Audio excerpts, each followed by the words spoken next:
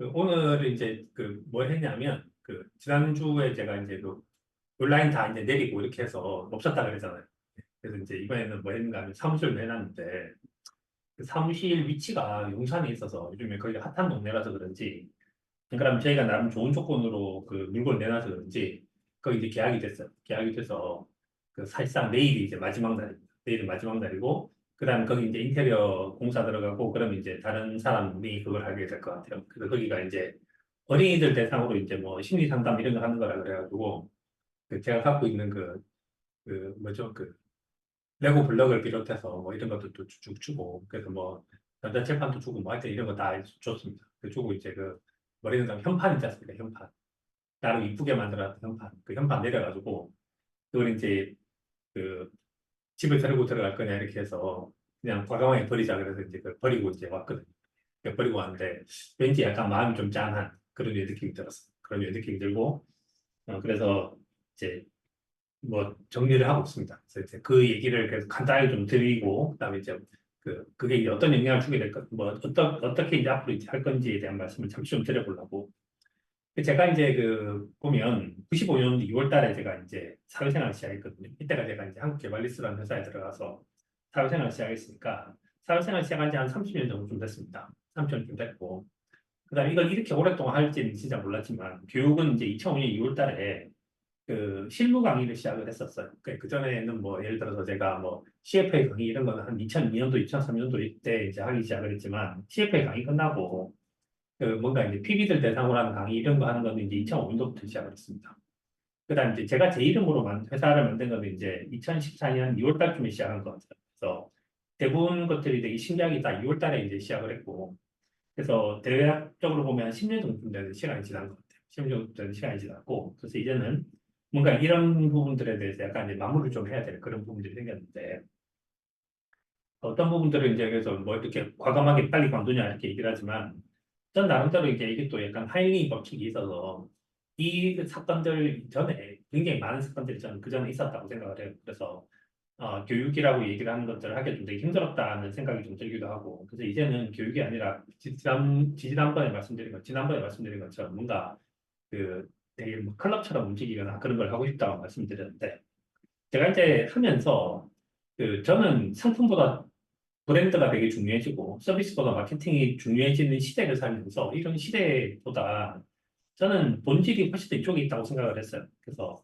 좋은 상품이면 잘 팔릴 것이고 좋은 서비스는 잘 팔린 것이 저게 꼭 브랜드가 중요한 것도 아니고 마케팅을 잘해야 되는 것도 아니다. 뭐 이렇게 생각하고 살아왔습니다. 근데 요즘에는 그런 것 같아요. 그러니까 어떻게 보면 시대적으로 봤을 때는 되게 우리가 이제 많은 사람들을 대상으로 이제 움직이는 그런 시대가 됐고 많은 사람들하고 연결돼 있고 글로벌리 이제 다 커넥티드 되다 보니까 지금은 브랜드가 더 중요하고 마케팅이 더 중요한 시대가 됐는데 뭐 이런 시대랑 약간 좀 안 맞는 그런 부분도 좀 있었다는 생각이 좀 들기도 합니다. 그래서 왜 이렇게 잘 팔지를 못했을까 이런 생각이 좀 들더라고요. 그래서 어떤 생각이 들었었냐면 2014년도부터 시작해서 제가 최근에 진짜 뭐 산책도 엄청 해다니고 이렇게 하는데 이런저런 생각을 한번 해봤거든요. 해봤는데 회사를 제가 만들고 난 다음에 회사에서 이제 뭐 현금 흐름으로 보자면 돈을 번 것이 있고 돈을 이제 쓴 것이 있고 이렇게 하는데 내가 회사를 만들어서 이제 보통 이제 교육 프로그램을 팔았다라고 생각을 한다면 제가 버는 돈보다 다 쓴 돈이 더 많았던 거예요.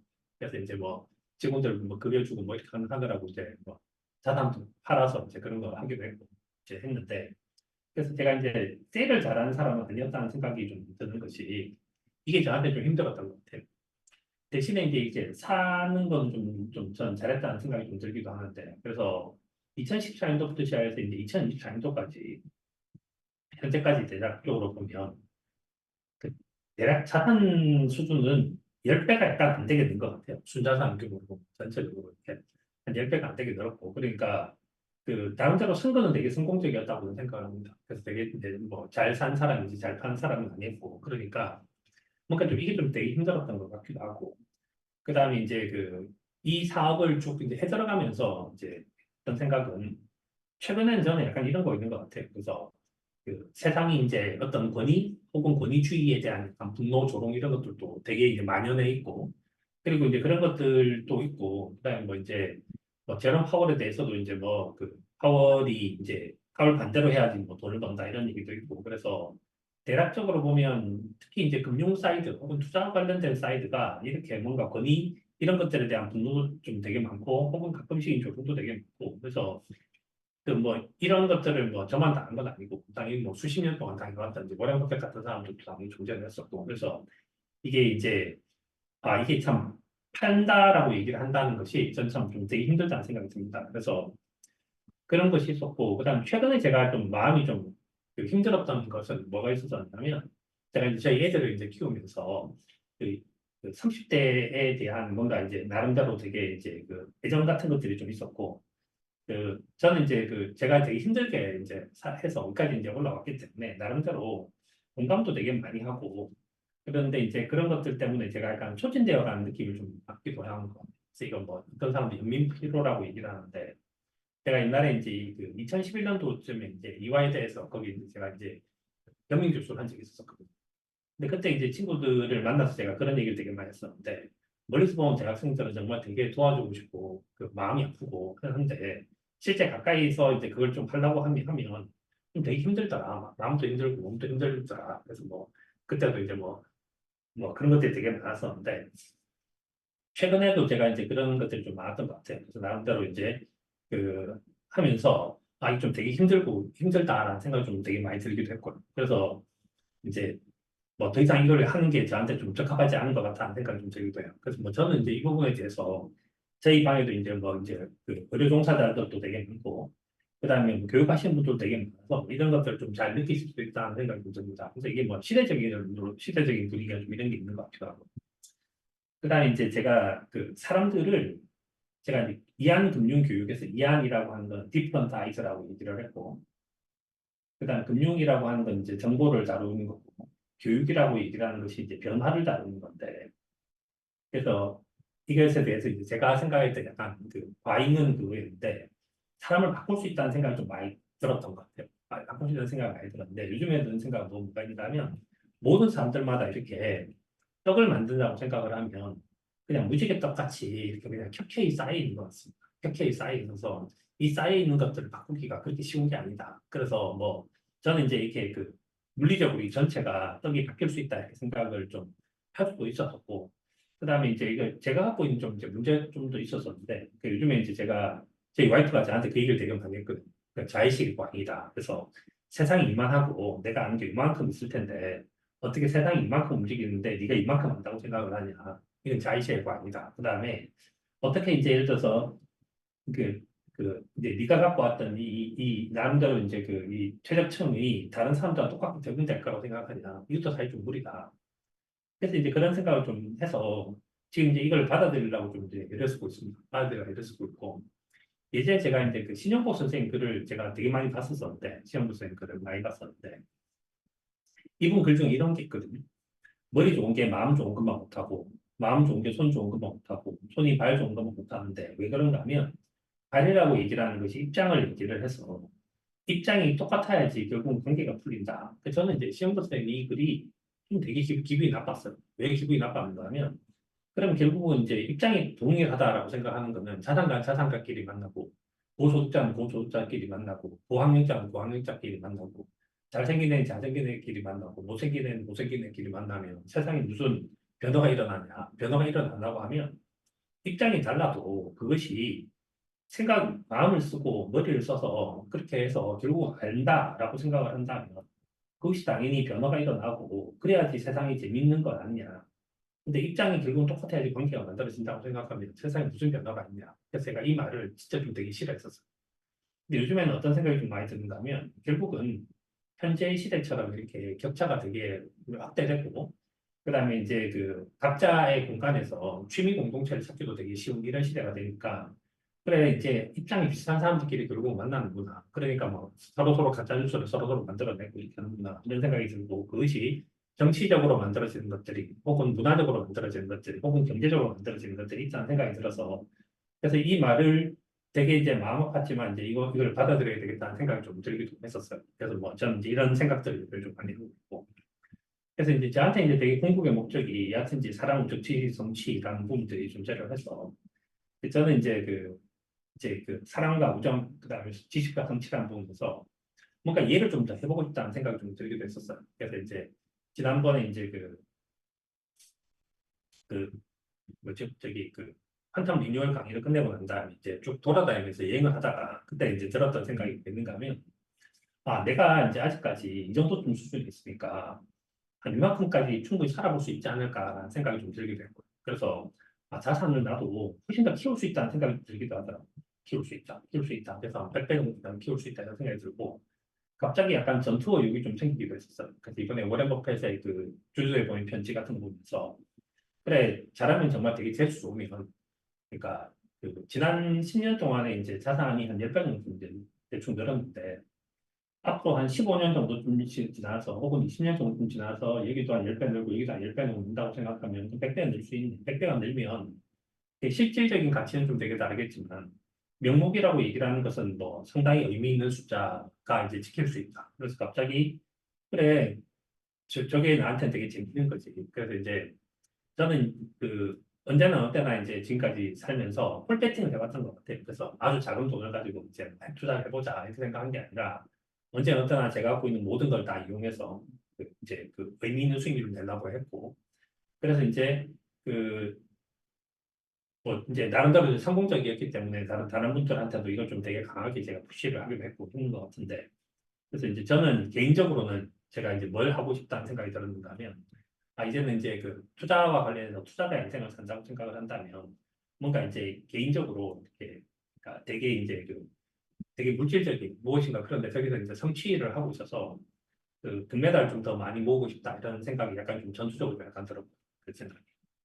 또 하나 든 생각은 뭐가 있는가 하면 이제 이게 우리와 관련돼서 나가 아니라 우리라고 생각을 한다면 그래서 이제 이 안에 있는 분들이 이제 뭔가 그 수준이 약간 높아져서 이런 투자를 할 수 있는 그래서 수준이 좀 됐으면 좋겠다는 생각이 들고 그래서 남은 기간 동안에는 여기에 좀 포커싱을 하고 그 다음에는 시간이 좀 지나고 이제 뭐 시간이 한참 지나고 나면 뭔가 이런 정도쯤 되는 투자를 할 수 있는 사람이 됐으면 좋겠다는 좀 생각이 들기도 해요. 그래서 그 저는 이제 그 이런 것들을 제가 이제 그 앞으로 남은 기간 동안에 그 지향해야 될 것이 이제 뭐가 있는가 하면 저는 이제 정답과 오답이 양립할 수 없어서 이제 더 이상 이제 이런 얘기는 하고 싶지 않았던 것 같아요. 그래서 제가 이제 요즘에 그 반성을 많이 해본다고 생각을 하면 그런 거 있지 않습니까? 제가 뭐 내가 하인데 이건 뭐 10만 번째 설명을 한다. 뭐 이건 뭐 몇 번째 설명한다. 이 말은 뭔 뜻인가 하면 그 설명을 하고 싶어 하지 않는다는 거죠. 그래서 예를 들어서 일반적인 진짜 되게 훌륭한 교육자라든지 그다음에 교육을 되게 교육 프로그램 되게 잘 파는 사람이라면 10만 번이 아니라 100만 번도 팔아야 되고 1000만 번도 팔아야 되고 해야 되는데 제가 옛날에 이제 그 메가스터디 강사가 되고 싶어 하지 않았던 이유도 돈을 버는 게 중요한 것이 아니라 이제 똑같은 일을 반복하고 살고 싶지는 않다. 고등학교 상해 평생하고 살고 싶지 않다. 그래서 저는 오답을 고쳐주는 사람은 별로 되고 싶지 않은 것 같아요. 이제. 그래서 더 이상 이제 이걸 이제 하고 싶지 않고 이걸 하면 저한테 되게 힘듭니다. 그래서 이제 앞으로 이제 모임하고 단톡방에서는 뭐 저런 얘기를 하고 대신에 이제 이런 거는 좀 있었으면 좋겠어요. 그래서 이제 우리가 그 불확실한 세상을 산다라고 생각을 하면 불확실한 세상, 불확실성의 세상을 산다고 생각하면 민주주의는 되게 큰 힘이 되거든요. 그래서 여러 명의 의견을 받아들이면 되게 도움이 돼서 나중에 예를 들어서 뭐 이제 그 투자 클럽 정도쯤 된다고 생각을 한다면 저런 의견들을 좀 다양하게 받아들이는 건 저는 의미 있다고 생각을 합니다. 그래서 저건 저렇게 됐으면 좋겠고요. 근데 앞으로 이제 남아있는 기간 동안에 이제 우리가 좀 했으면 좋겠다고 생각하는 것은 이거 제가 예전에 2023년 말에도 똑같은 얘기를 했는데 그 모임을 하거나 그다음에 이제 단톡을 하거나 하면 이제 지향해야 될 부분이 언제나 어디나 투자는 과거가 남긴 우울이 있습니다. 그래서 투자는 수익률 100%가 돼도 만족스럽지 않고요. 그다음에 수익률을 뭐 예를 들어서 어떨 때는 마이너스 10%도 되게 만족스러울 때가 있습니다.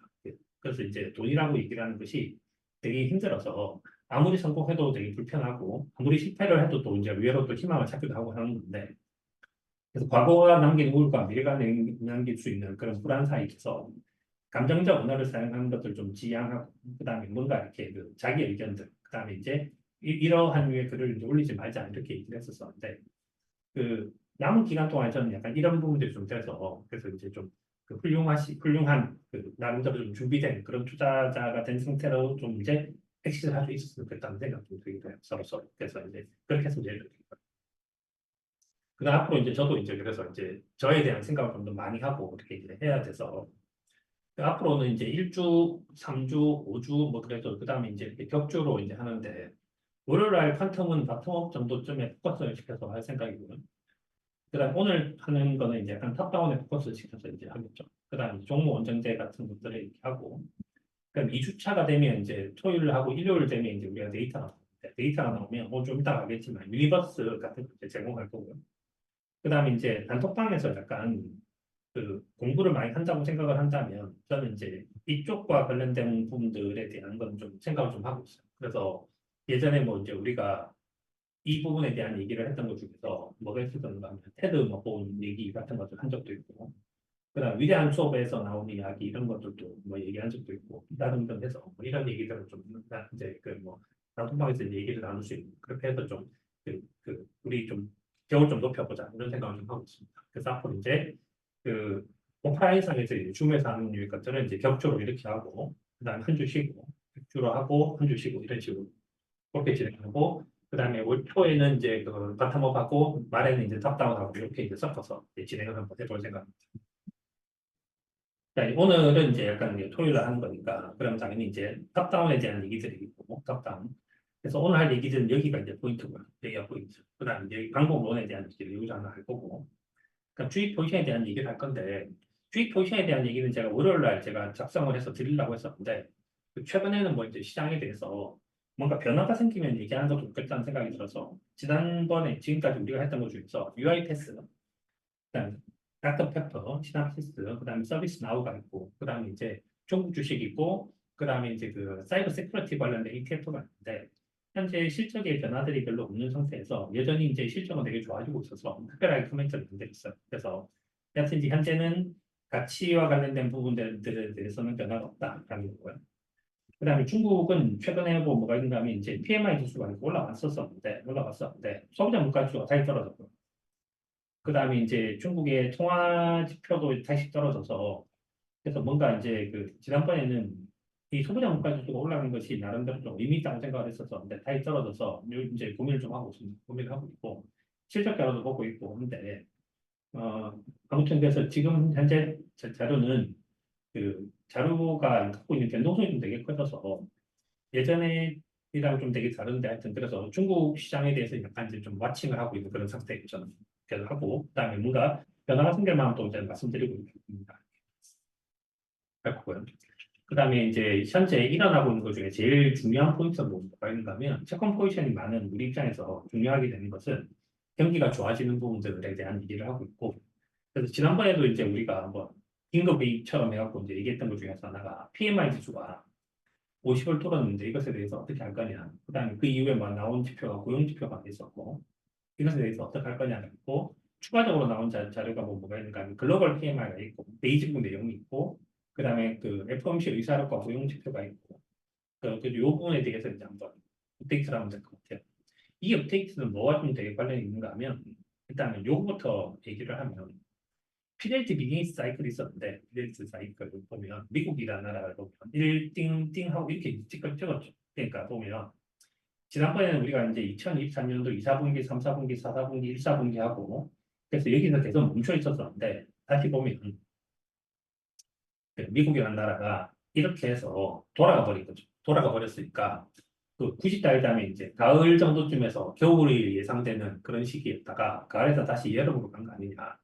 그럼 이 부분에 대해서 이제 어떻게 판단할 거냐 하는 부분들이 있고 이 부분에 대해서 이제 말씀 좀 드릴 부분들이 있을 것 같아요. 그래서 하나가 글로벌 제조업 회복세에 대한 얘기인데 글로벌 제조업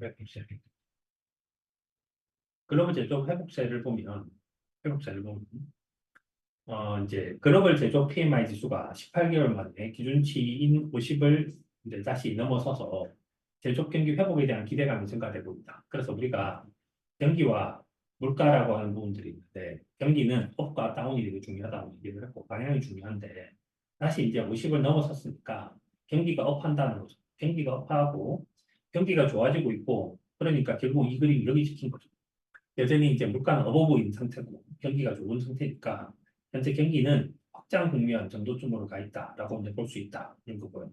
계속적으로 이제 경기가 좋아질 거라고 생각하는 이유가 수요가 커지고 있고 공급망이 좋아지고 있고 경기 수행 지수가 좋아지고 있는데 신규 주문 같은 것이 늘고 있어서 PMI에 있는 서브섹터들이 좋아지고 있으니까 좋다라는 거고, 아니다, 그거 꺾일 거다라고 하는 것이 현재 재고에 대한 부담이 있고 고금리 장기화, 그래서 금리하고 현재 싸우고 있는 거죠. 그러니까 굳이 따지자면 파월이라고 하는 FRB 의장과 그다음에 미국에 있는 일반 시티즌들하고 해서 미국에 있는 일반적인 그 가계 기업들하고 지금 이제 중앙은행하고 싸우고 있는 거예요. 중앙은행은 꺾겠다라는 거, 꺾겠다.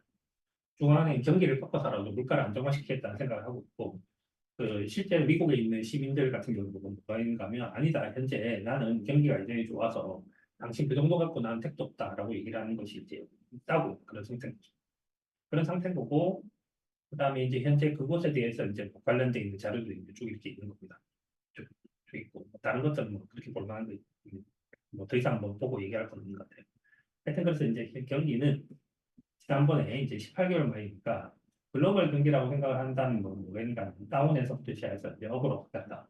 우리가 이제 뭐 지난번에 했던 얘기가 이거랑 똑같습니다. 똑같고, 그래서 그때 내린 결론이 뭐였었는가 하면, 결론부터 이제 얘기를 하면 경기에 대한 얘기를 하는 것 중에서 비즈니스에서 나온 얘기도 뭐가 있는가 하면, 그것이 반드시 리니어한 부분들은 아니다. 그냥 대열 해고빈 사이클 어떤 적이 있었었는데, 그래서 한 부분을 뛰어넘기도 했었고, 그 다음에 뒤로 돌아서기도 했다. 그러니까 봄, 여름, 가을, 겨울이라고 하는 건데, 봄, 여름, 겨울 가기도 하고, 그 다음에 봄, 여름 다시 봄이 되기도 하고 했다. 근데 제가 책에는 뭐라고 적었는가면, 사이클 분석을 해보면 이것이 아주 과학적이진 않지만 그렇다고 예술도 아니다. 이게 제가 이제 2017년도에 썼던 금융교육사한테 쓴 겁니다. 예술과 과학 정도쯤에 해당되는 것 같다. 근데 사이클에 대해서 그 과학과 예술 정리를 한번 해보니까 주기가 얼마나 걸리나요? 하면 뭔가 하면 주기와 진폭은 다르다는 거죠. 주기와 진폭은 다르다. 이게 이제 가장 크게 다른 부분들이고, 주기와 진폭이 다르다. 첫 번째는 주기, 진폭이 다르다는 거죠. 두 번째는 봄 다음에 여름이 오지 않고 다시 겨울이 오는 그런 경우는 없나요? 그래서 이제 제가 그때 쓴 게, 나는 좀 의문이 드는데 버핏은 그런 일이 없다고 얘기하더라. 버핏은 주장이 길어서 그렇게 말을 하는 겁니다.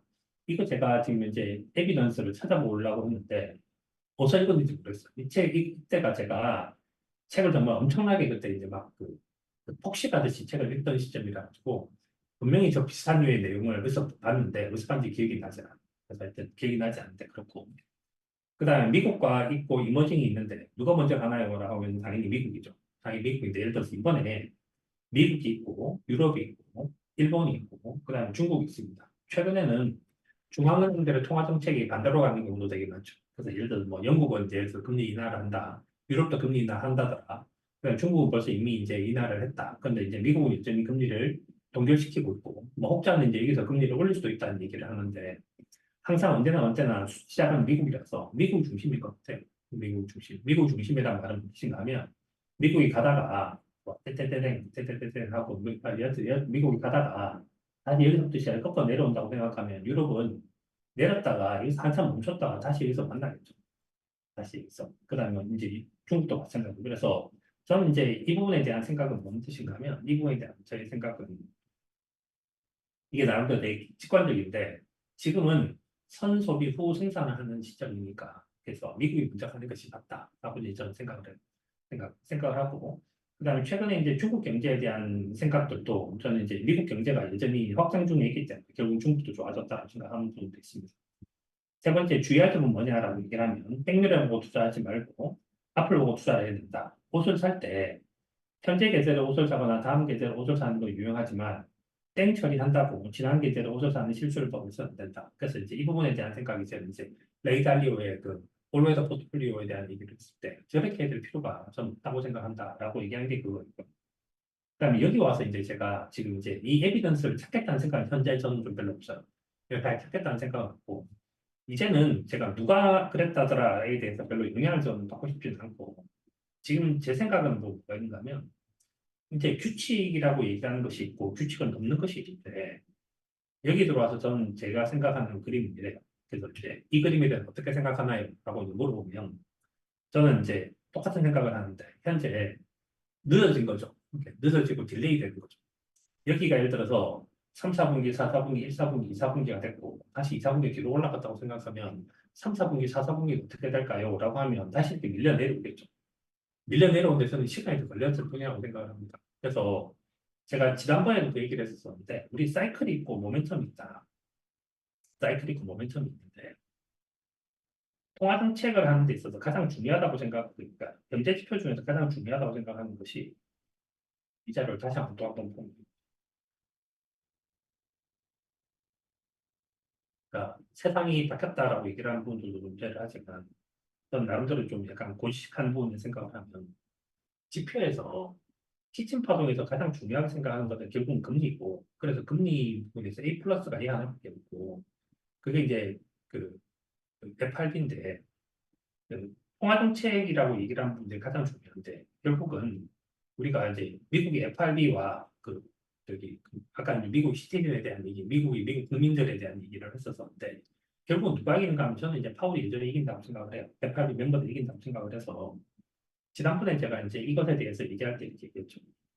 그 예전에 있어서 장기, 중기, 단기가 있는데 웨이트를 여기다가 웨이트를 준다고 생각을 한다면 제가 뭐 이렇게 얘기했던 것 같아요. 여기가 30이고 여기가 40이고 여기가 30인데 근데 이제 2019년도의 겨울과 2023년, 2024년도에 가을에서 겨울로 넘어가는 시점에서 2019년 겨울은 이 질문도 제가 되게 많이 받았었는데 그때는 분명히 주식이 싸다 했습니다. 근데 여기는 주식이 더 이상 싸지 않고 뭐 주식하고 채권이 거의 비슷한 상황에 돼 있고 혹은 채권이 좀 더 좋은 상황까지 왔죠. 그래서 이제 이게 제가 2009년 이후로 처음 있는 일이다라고 했으니까 채권에 대한 웨이트가 이제 여기도 생긴 그 다음에 40%이라고 생각하는 것들이 사이클인데, 사이클에서 통화 정책이 있고, 이것도 이제 는 채권 시장이 좋은 시점이라고 생각을 했고, 30이 이제 모멘텀에 해당되는 부분들인데, 그래서 이제 경기가 있고, 물가가 있는데, 경기 PMI 지수가 이제 여전히 핵심이고, 그래서 이것도 이제 채권이 좋아서, 이렇게 채권이 좋았기 때문에 채권 시장에 대한 비중이 높았던 거죠. 그래서 TLT를 기준으로 한다면 100%를 사는 것이 맞다고 생각했던 그다음 현재 상황에서 2024년도 3월, 4월 정도쯤 되는 시점에서 드디어 이제 PMI 지수가 좋아지고 그다음에 이제 물가 지표도 하락이 멈췄고 고용 지표도 하락이 멈춘 그런 상황이 되니까 이제 여기서 이제 경기 지표가 바뀌었다. 그래서 얘를 이제 판다고 생각을 한다면 이제 채권 시장에 대한 투자 비용 TLT를 100에서 70%를 가져가야 한다. 30% 사는데 30%살 때 주식도 사 주식도 팔고 채권도 팔아서 거기서 나오는 이제 그 우리 뭐 이제 텍스 그 양도세 같은 것들을 쓰는 게 좋겠다. 근데 현재 시점에서 채권을 지금 파는 건 좀 적합하지 않은 것 같고 그래서 이제 뭐 주식을 약간 팔 수도 있겠지만 채권 파는 건 적합지 않다. 라는 게 이제 제 생각이고 지난번에 제가 했던 얘기가 그래서 현재 사이클에 대한 생각은 뭐가 있는가 하면 사이클과 모멘텀 그래서 결국 이 모멘텀 지표들이 사이클을 만드는데 모멘텀 지표도 사이클을 만든다는 거는 여기가 경기와 물가가 있죠. 경기 물가가 있고 그래서 이 부분 경기 물가 그다음에 이제 통화 정책까지 들어온다고 생각을 하는 중심이 여기 있고 근데 지금 이제 이 지표가 좀 바뀌었다고 생각을 해서 비중을 줄일 수 있다. 굳이 이걸 두 글자를 자른다고 생각하면 이렇게 되는 거. 그다음에 다시 이제 버펫의 글을 봐서 버펫이 이 부분에 대해서 그런 일은 없다라고 얘기를 했는데 그런 일은 없다. 이것도 지금 현재는 이 버펫의 말을 듣지 않아도 저는 상식이라고 생각한다면 결국은 중앙은행은 고금리를 통해서 투자를 막고 결국은 투자를 막아서 결국은 소비를 막고 그렇게 해서 결국은 물가를 떨어뜨리는 일을 하는데 일은 여전히 지금 진행 중에 있습니다. 진행 중에 있고 근데 예상치 못했던 부분들은 존재를 했던 거죠. 예상치 못했던 부분들이 존재를 했고 그래서 저는 이제 이게 이렇게 여전히 이어질 거라고 생각합니다. 자, 이제 그 부분에 대한 얘기를 보면 자, 야첸치 지금 현재 보면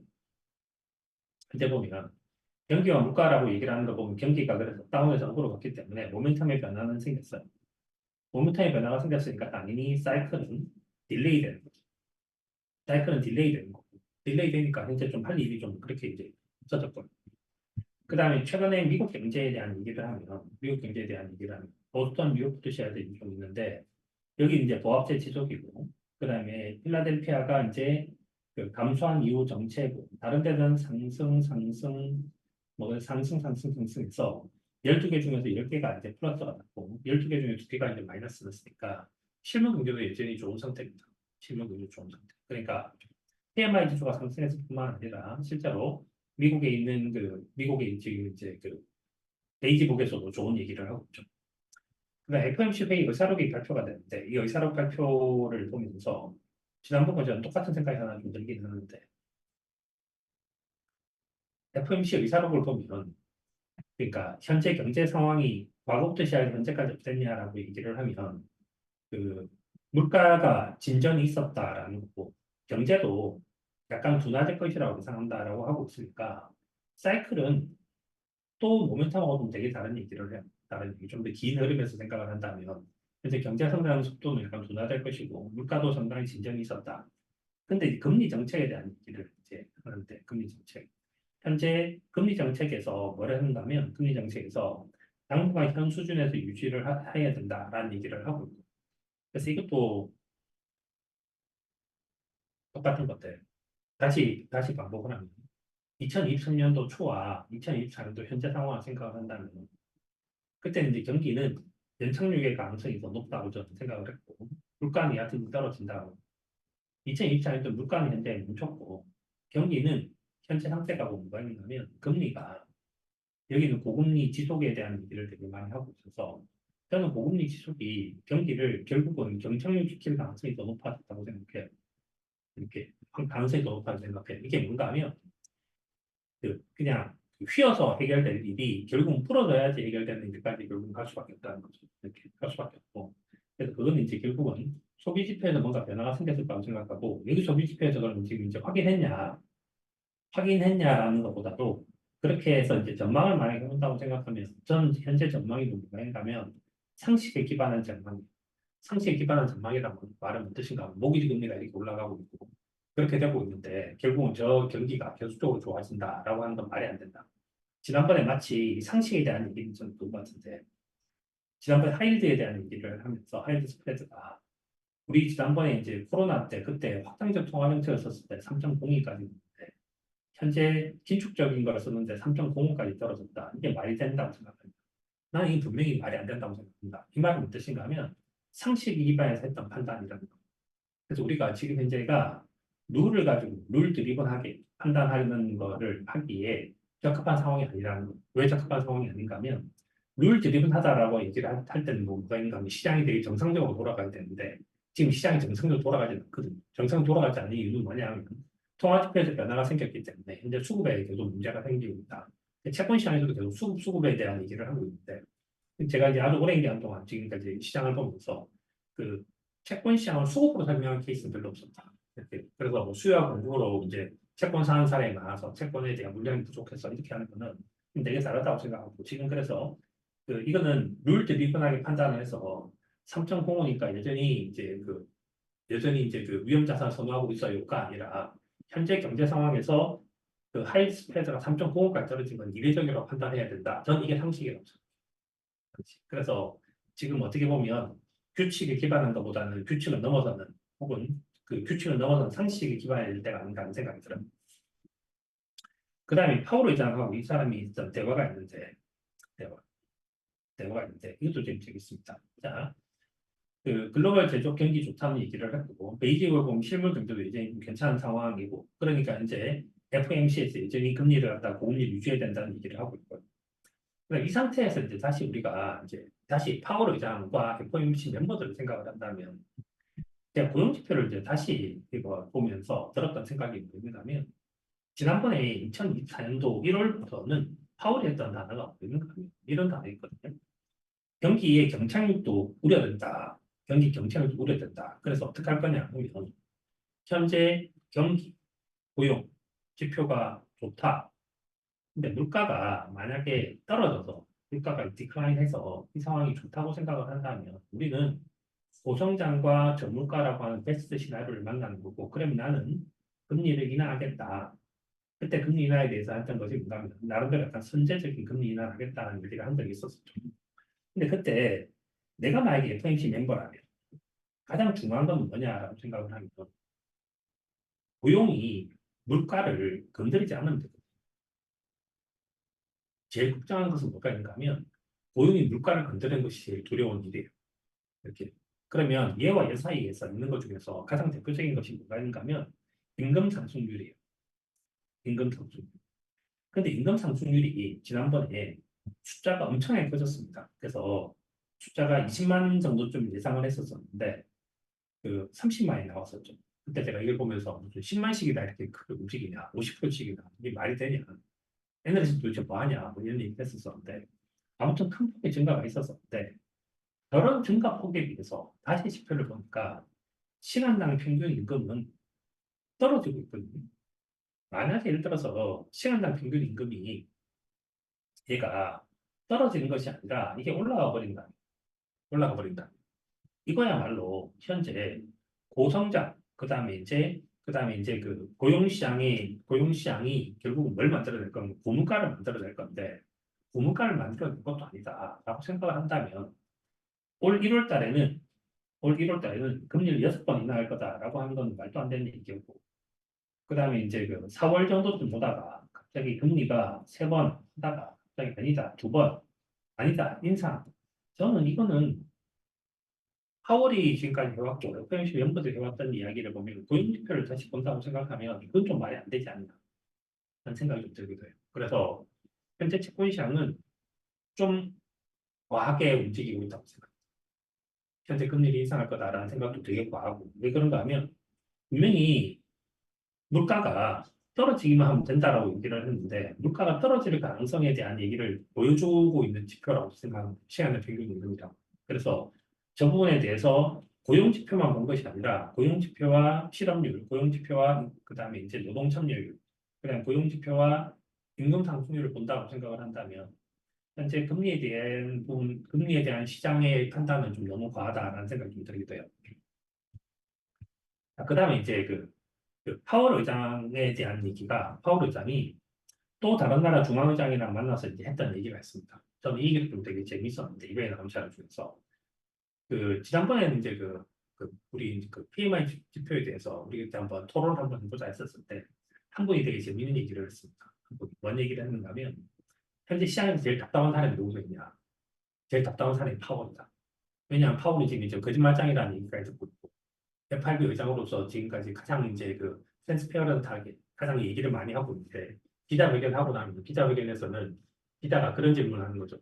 바이든도 너를 자르겠다고 얘기했고 트럼프도 너를 자르겠다고 생각하는데 너 어떻게 생각하냐고 이런 류의 그 정말 그 아주 무리한 그런 질문들을 이제 받고 있는 상황입니다. 예. 그래서 파월이 지금 이제 얘기를 했어요. 파월이. 그래서 야 나도 진짜 요즘에 마음고생을 하고 있는데 니도 그렇지 이러면서 이제 했던 얘기였습니다. 그래서 뭔 얘기를 했는가 하면 현재 경제 상황에 대해서 지난해에 그 견조한 소비 그다음에 노동시장이 뒷받침되면서 경제가 성장하였다. 물가는 하반기에 떨어졌다. 근데 최근에는 정체되고 있다. 정체되고 있다. 왜 이런 일이 벌어졌냐 하니까 이렇게 얘기를 했어요. 코로나 팬데믹 이후에 공급 왜곡이 생겼다. 공급 왜곡이. 공급 왜곡이 생겼고 2021년도 초에 공급망 왜곡이 여전히 있었고 이 문제가 해결이 빨리 될 줄 알았는데 그러니까 그러면 2021년도에 그때 했던 얘기가 그거잖아요. 이게 일시적이다라고 얘기를 했는데 일시적이라는 말은 해결될 줄 알았는데 해결되는데 2년씩이나 걸릴지 몰랐다. 2023년도가 돼서야 해결됐다. 근데 2023년도부터 시작해서 물가가 떨어지기 시작을 했는데 그것이 현재 2.8%대 머물러 있다. 왜 머물러 있을까에 대한 얘기를 보면 수요와 공급의 왜곡이 정상으로 돌리는 과정도 필요하다. 그러니까 긴축도 해야 되고 그다음에 수요 공급의 왜곡을 정상으로 돌리는 과정이 필요했다. 이 얘기를 하는 거예요. 이 얘기를 하는데 그러면 수요 공급의 왜곡이 왜 일어나냐? 왜 일어나냐 하면 미중 관계가 나빠지기 시작을 했고 그래서 이제 왜곡이 일어나는 거죠. 왜곡이 일어났는데 다시 이제 이 지표를 다시 보고 다시 이제 글로벌 제조 회복을 다시 보고 도대체 뭐가 회복됐는데라고 얘기를 하면 회복된 것 중에서 신규 주문 옆에 수출 주문도 있거든요. 수출 주문도 있고 내리면 글로벌 교역이 회복되고 있다라는 얘기를 해요. 글로벌 교역이 회복되고 있고 글로벌 교역이 회복되는 것 자체가 왜 되게 중요한가 하면 미국하고 중국 관계에서 이번에 이제 그 옐런이 저기 중국 가서도 그 얘기를 하는데 생산 그만해라라는 얘기를 하고 있는데 그 글로벌 교역이 회복된다라고 얘기를 하는데 회복이 돼서 글로벌 상품 수요가 확대되고 공급망이 개선되고 경기적인 수가 개선됐는데 그래서 이 문제가 해결된다고 생각을 합니다. 해결된다고 생각을 하면 결국 뭐가 되는가 하면 미국과 중국하고 관계에서 해결이 되고 중국이 물가가 낮은 상태고 중국이 현재 뭘 해야 되는 상태인가 하면 물가 수준이 낮은 거죠. 중국이 현재 내수가 침체된 상태이기 때문에 투자와 수출을 가지고 이걸 키워야 됩니다. 투자와 수출을 갖고 키워야 되고 그러면 물가가 낮고 투자와 수출을 키우게 되면 중국의 기업들은 어떤 상태가 되는가 하면 낮은 디플레이션을 수출하게 돼요. 디플레이션 수출을 하게 되고 그러면 공급망 문제가 풀린다. 그래서 중국도 현재 글로벌 경제가 회복된다라고 생각을 한다면 뭔가 되는가 하면 이 수요와 공급의 왜곡을 정상으로 돌리는 과정이라고 얘기하는 것은 미국하고 중국하고 중국은 현재 미국은 소비를 여전히 실물 시장은 좋아지고 있고 중국은 투자와 수출을 늘려야 되는 거고 투자와 수출이 는다고 생각하면 뭐가 만들어지는가 하면 중국 입장에서 디플레이션을 수출하게 되고 미국 입장에서 뭐는가 하면 저물가 제품을 받게 되고 그러면 상품 부분에서 이 문제가 해결되게 되거든요. 이렇게. 그래서 현재 파월의 진단이 맞다. 파월의 진단이 맞다. 내가 긴축도 하고 그다음에 이제 시간이 좀 필요했던 저 수요와 공급의 왜곡이 정상으로 돌아가는 그런 과정 속에 있다고 생각을 한다면 이렇게 될 가능성도 생길 수 있다. 생길 수 있다. 그래서 현재 그 뭐 어떤 방식으로 저것이 해결될지 모르겠지만 전통적인 방식으로 해서 이렇게 해서 해결될 수도 있고 또 하나의 방법은 뭐가 있는가 하면 미국이 AI 관련된 유의 것들을 이제 결합시키면서 디지털 트랜스포메이션이 만들어지면서 해결되는 부분도 존재하는 거죠. 디지털 트랜스포메이션이 해결되면서 이제 만들어지는 힘이 존재하는데 뭐 이것도 이제 재밌는 얘기니까 하나를 보면 최근에 그거 보셨습니까? 뉴욕 식당에 그 줌으로 서비스하는 거. 그거.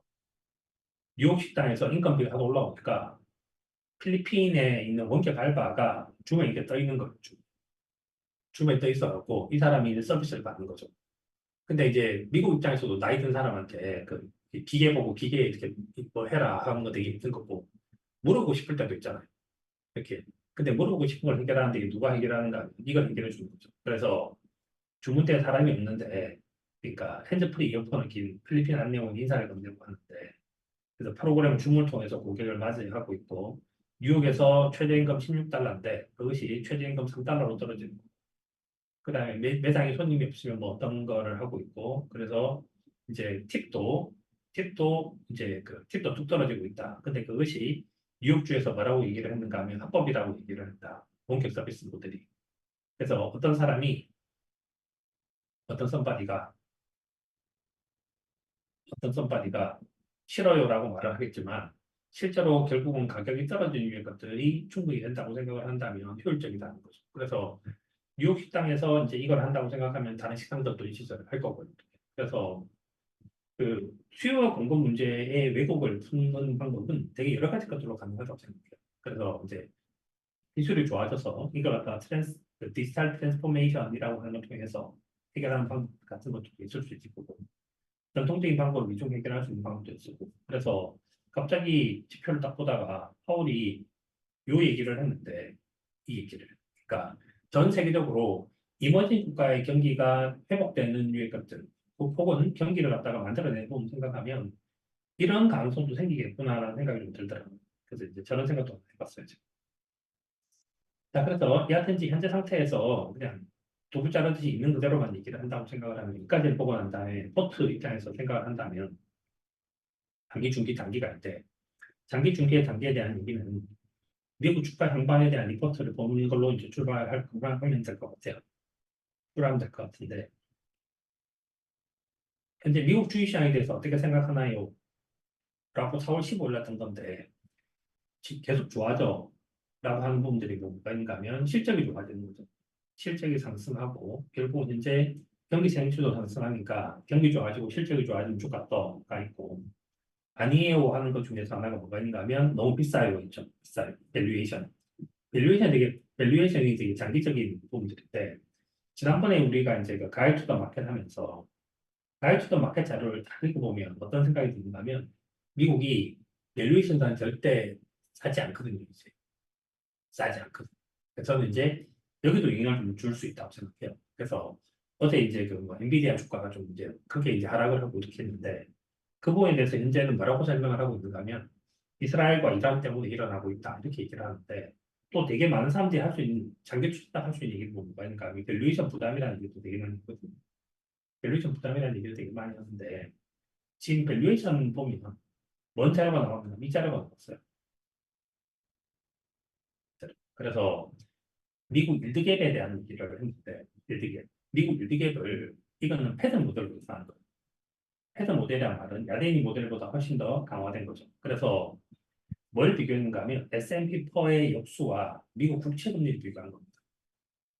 국채금리. 그렇게 비교를 해도 이 갭이 이렇게 줄어들었다. 줄어들었다. 줄어들었고 현재 자금 조달 비용이 높은 기업들 같은 경우는 현재 주가의 하방 압력을 가할 소지가 되게 높다. 그래서 현재 상태가 캐시 스킹인데 현금이 충분히 많거든요. 저금리로 엄청나게 돈을 많이 빌린 기업들은 지금 현재 아무 문제가 없겠고 그다음에 저금리로 돈을 빌려가지고 집을 산 사람들도 아무 문제가 없겠지만 근데 그렇다고 해서 미국이라는 나라가 뭐 이제 뭐 신혼부부가 없는 미국이라는 나라가 새로운 사업을 하는 사람이 없는 그런 건 아닌데 현재 금리는 되게 부담스럽다는 거 부담스럽다. 그래서 그걸 생각을 하면 현재 밸류에이션 부담이라고 하는 부분들이 존재를 하고 파이트를 계산을 한번 해보면 계산해보면 올 1월 달에 그러니까 2024년도 12월 말에 얼마로 출발했는가 7.3% 출발했어. 7.3% 출발했는데 현재가 8.1이거든. 그러면 이렇게 생각을 하면 주가가 실적 곱하기 퍼고 주가가 미래 현금 흐름을 이제 미래 현금 흐름을 할인을 하는 거라고 생각을 한다면 얘가 커지고 얘가 줄어들어야 되는데 현재 상태는 현재 상태는 현재 상태는 올해가 올해가 지금 현재 퍼가 올라와 있는 상태지 않습니까? 이렇게 지금 이제 그래서 예를 들어서 이게 마이너스가 된다고 생각하면 당연히 여기가 이제 마이너스가 돼야 되는 상태고 여기가 S&P 여기가 마이너스가 돼야 되는 상황이라고 생각을 한다면 당연히 이제 여기도 마이너스가 돼야 되는 상황이 되는 거죠. 실제로 그게 되었어요. 그래서 현재 밸류에이션 부담이 큰 부분들은 사실 되게 중요하고 이게 2009년도 이래로 가장 크게 이제 일어나는 부분들이라고 생각해요. 두 번째는 뭐가 있는가 하면 금리 인하 지연 가능성에서 그 아까 이제 그 R에 대한 얘기인데 요구 수익률에 대한 얘기인데 이 요구 수익률이 좀 커진 상태를 생각을 한다면 더 그렇다. 그다음 개인 투자자들의 낙관 심리가 현재 발현돼 있는데 개인 투자자가 심리를 보자라고 하면 지금 현재 좋아질 거라고 생각하는 사람들이 나빠질 거라고 생각하는 사람들은 훨씬 더 많은 그런 상태인 거죠. 그럼 개인 투자자들이 그런 상태를 보이고 있다. 그래서 상승과 하락이 있는데 결국은 실적 이기냐, 그러니까 밸류에이션 이기냐라고 하는 거고. 그래서 저는 그 파트에 대한 저의 생각은 그래서 얘를 받고 주가 향방에 대한 거를 생각을 하면 밸류에이션을 생각을 하면 저는 이거는 주식보다 채권이 더 유리한 상황이 여전하다고 생각해요. 여전히 똑같다.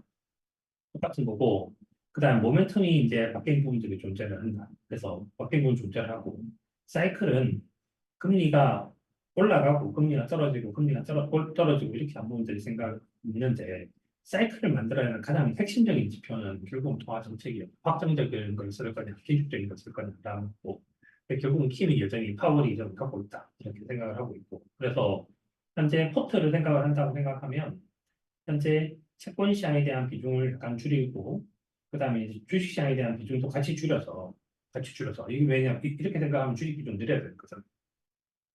전체가 100이 있다고 생각을 하면 이전에는 채권이 100이었다고 생각하면 지금 이제 채권 70에 주식 30이 돼야 되는데 현재 밸류에이션 이런 거 생각을 한다면 저는 이제 주식도 약간 주식도 이제 그 비중을 약간 이제 동일하게 좀 줄일 수 있다는 생각이 들어요. 그래서 그렇게 해서 이제 좀 세팅할 수 있다고 생각을 그래서 이제 그 현재 갖고 있는 주식들이 있고 그다음에 이제 그 전에 다른 주식들이 존재를 하는데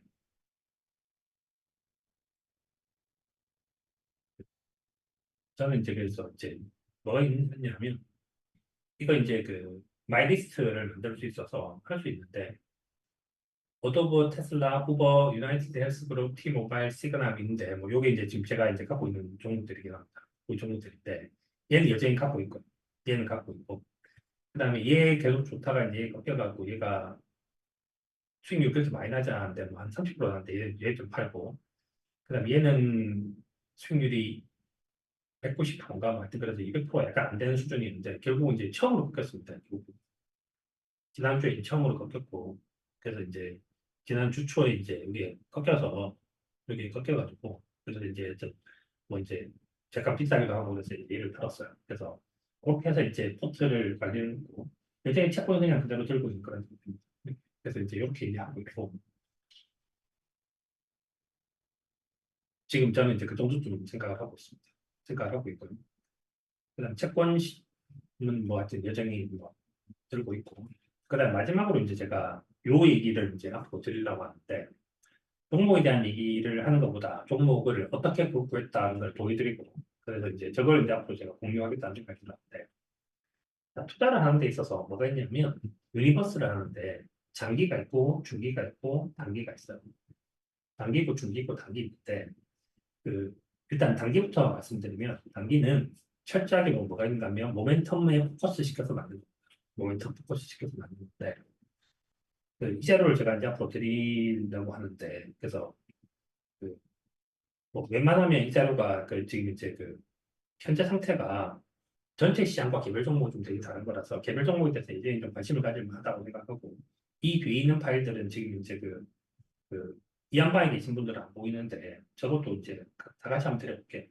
다 같이 드려서 한번 직접 한번 해보시길 바래요. 하는 방법을 좀 알았으면 좋겠고. 그러니까 모멘텀에 대한 얘기를 하는 것은 뭐인가 하면 예를 들어서 현재도 할 수 있습니다. M 컴퍼니가 있고 M 컴퍼니 들어와서 그러면 현재 상태가 이렇게 됐죠. 이렇게 됐죠. 이렇게 됐어요. 자, 있는데 모멘텀에서 제일 중요한 것은 뭐가 있는가 하면 실적에 대한 실적에 대한 얘기니까 위클리가 있고 먼슬리가 있는데 여기 써놨죠. 여기 써놨어요. 위클리로 5% 이상, 먼슬리로 10% 이상. 그래서 찍고 숫자 필터, 보다큼 0.05, 5% 이상이에요. 여기 찍고 숫자 필터, 보다큼 하면 0.1 하게 되면 10% 이상이에요. 프로그레시브는 미국이 되게 유명한 보험회사입니다. 보험회사고 지난주 주가가 좀 이제 많이 움직이게 됐어요. 그다음 베리골드가 있고, 그다음에 차이나 머시기가 있고, 리버티 머시기가 있고, 대우조선해양이 있고, 동국제약, 뭐 자화전자 이런 데 있어요. 자, 그래서 여기부터 여기까지가 단기 종목이에요. 단기 종목. 자, 그러면 예를 들어서 다음 주가 되면 이자로서 바뀔 수 있겠죠. 바뀔 수 있을 거잖아요. 그래서 이런 회사를 투자를 하는데 저게 이제 되게 럭키하고 되게 재수가 좋고 뭐 이렇게 하면 프로그레시브는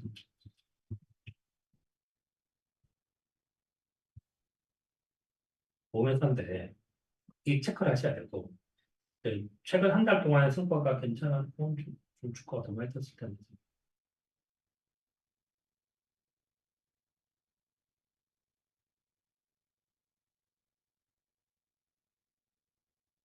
프로그레시브가 지난 5일 동안에는 주가가 지난 5일 동안은 언제지?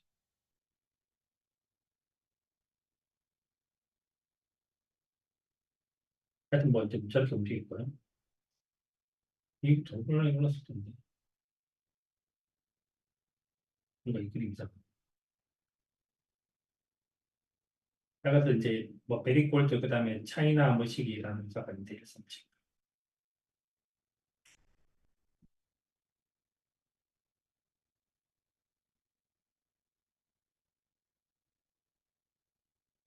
이분가 자료가 잘못된 것 같아요. 얘도 하여튼 뭐 최근에 성과가 좀 괜찮게 됐었어요. 예, 뭐 하여튼 회사 있는데 그래서 일단은 여기 나와 있는 종목들이 있으니까 이 종목들에서부터 이제 찾아보는 거예요. 찾아보는 거. 자, 찾아보는 거를 하는 거고 찾아보는 거에 대한 얘기는 이제 체크하는 방법을 좀 이따 다시 알려드리도록 하고 그래서 단기적으로 뭐가 있는가 하면 제일 중요하게 생각하는 거는 실적이 변합니다.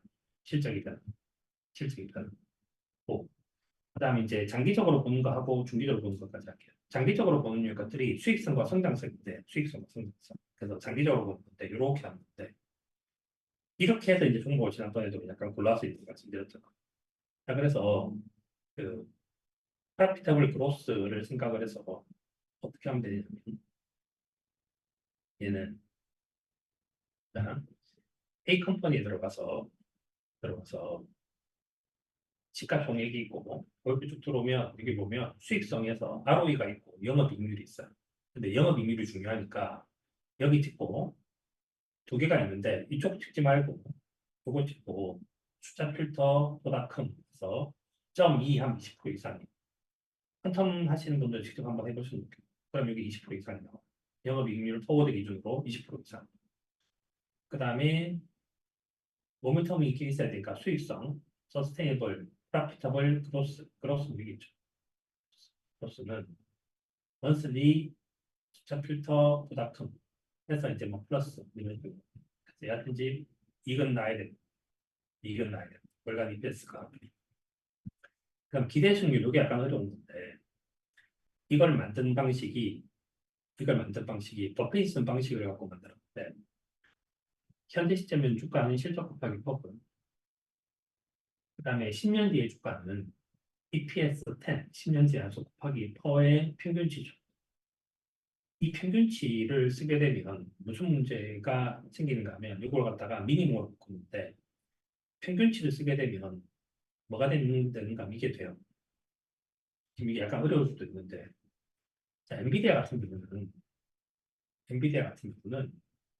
퍼의 평균치가 83 정도 돼요. 이게 에버리지가 여기가 평균치를 쓰게 되면 이 숫자가 너무 커지거든요.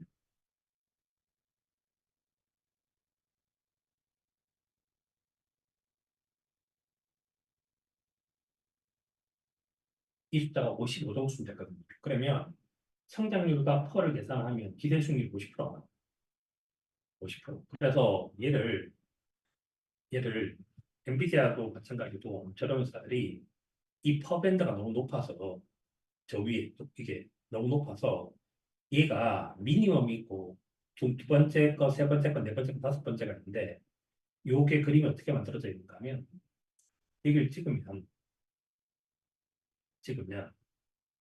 제일 위에 있는 것이 미니멈이고 세 번째 있는 게 에버리지고 다섯 번째 있는 게 맥시멈이 그러면 예를 들어서 엔비디아 같은 경우가 이게 맥시멈이 퍼 이게 퍼가 제일 높았던 지점이 112죠. 112 여기 제일 높은 데 112 이건 너무 과하기 때문에 어떻게 바꿀 수 있는가 하면 얘를 찍어서 미니멈으로 바꿀 수 있어요. 웬만하면 이거 하고 건드리지 마세요. 이거하고 건드리지 마세요. 잘 모르시겠거든. 그냥 그대로 주십니다. 자 그러면 엔비디아가 더 이상 주가가 이제 성장하지 못해서 퍼가 결국 여기 밑에 제일 밑에 떨어질 거다. 25가 떨어질 거다. 그런데 성장을 하는데 성장도 이거 건드리지 마세요. 일단. 그러니까 이건 어려우니까 건드리지 마시고 성장률도 뭐가 있냐 하면 EPS 성장률, 영업이익 성장률, 세일 성장률이 있는데 결국 여기서 평균 성장률 제2별 걸 쓰게 되면 가장 비슷해요. 엔비디아도 49가 너무 높지 않냐라고 얘기를 하는데 이게 세일즈 성장률이고 여기 EPS 보자. 여기 EPS 3년이고 그 다음에 그 밑에가 영업이익률 7년치고 그 다음에 영업이익률 3년치고 그 다음에 여기가 매출액이고 그래서 그 모든 걸 반영한다고 생각하면 에버리지로 생각을 하면 이 정도 성장률이 현재는 예측 가능한 수준에 있어요. 그래서 이거 에버리지로 하고 바꾸지 마시고 이거 미니멈으로 하고 바꾸지 마시고 그러면 이 상태가 됐는데 그러면 MS가 미니멈으로 26에 떨어지고 성장을 16% 한다. 근데 예를 들어서 여기다가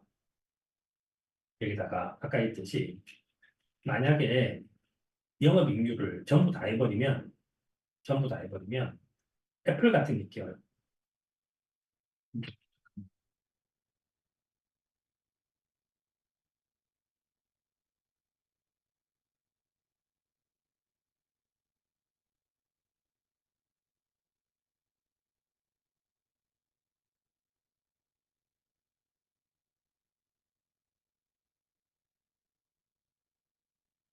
예나 누구길래 이게 되는 겁니까?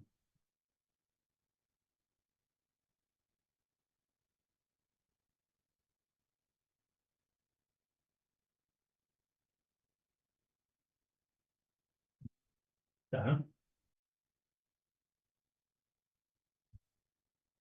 음? EPS 3개월 변화물 필터 풀어야 될 것 같습니다. 이차 선별 변화를 이거요? 이게 풀리지. 오케이. 자,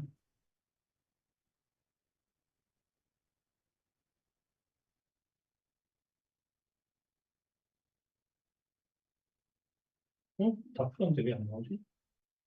또 어디가 그, 풀리지? 저 거기 안 풀었어요. 저 여기 안 풀었어. 왼쪽으로 계시면 여기 그 이거 여기 리턴에 거기 이거 오케이. 땡큐. 자, 애플은 현재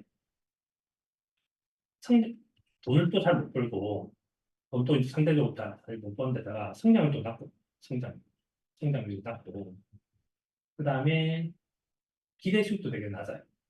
이렇게. 그래서 이걸 다 빼려고 생각을 해서 성장이 낮은 것들을 다 뽑고 예를 들어 버크셔 같은 것도 성장이 되게 낮아서 빠지는 거고 그 다음에 뭐 JP 모건이라든지 월마트 이런 것들도 성장이 낮아서 빠지는 건데 그래서 여기 나온 것처럼 회사가 돈을 벌고 그다음에 이제 지금 당장도 돈을 버는데 성장률을 15% 이상으로 잡고 미니멈 펄을 기준으로 해서 배당 포함이라고 하는 거 이거예요.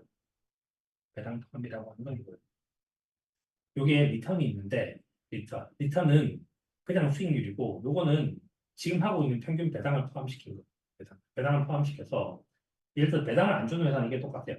엔비디아는 배당을 안 주니까 이 두 개가 당연히 똑같은 거고 배당을 많이 주는 회사 같은 경우는 이쪽이 약간 커지겠죠. 예를 들어서 배당 많이 주는 회사. 이런 회사는 배당이 많이 주니까 지금 엑스모빌 같은 게 배당을 많이 주니까 커지는 거죠. 그래서 얘가 기대 수익률로 13% 이상 다시 해볼게요. 저부터 여기 해서 프라피터블 그로스, 프라피터블 그로스, 프라피터블 그렇게 해서 저걸 갖다 타이트하게 만들어주면 돼요. 타이트하게. 현재 20% 이상 돈을 버는 회사. 그러면 돈 버는 회사들이고 프라피터블 그로스, 그로스로 해서 그로스가 먼슬리만 했습니다. 먼슬리들 기준으로 해서 이거 플러스 나야 되고 3개월도 플러스 나야 되고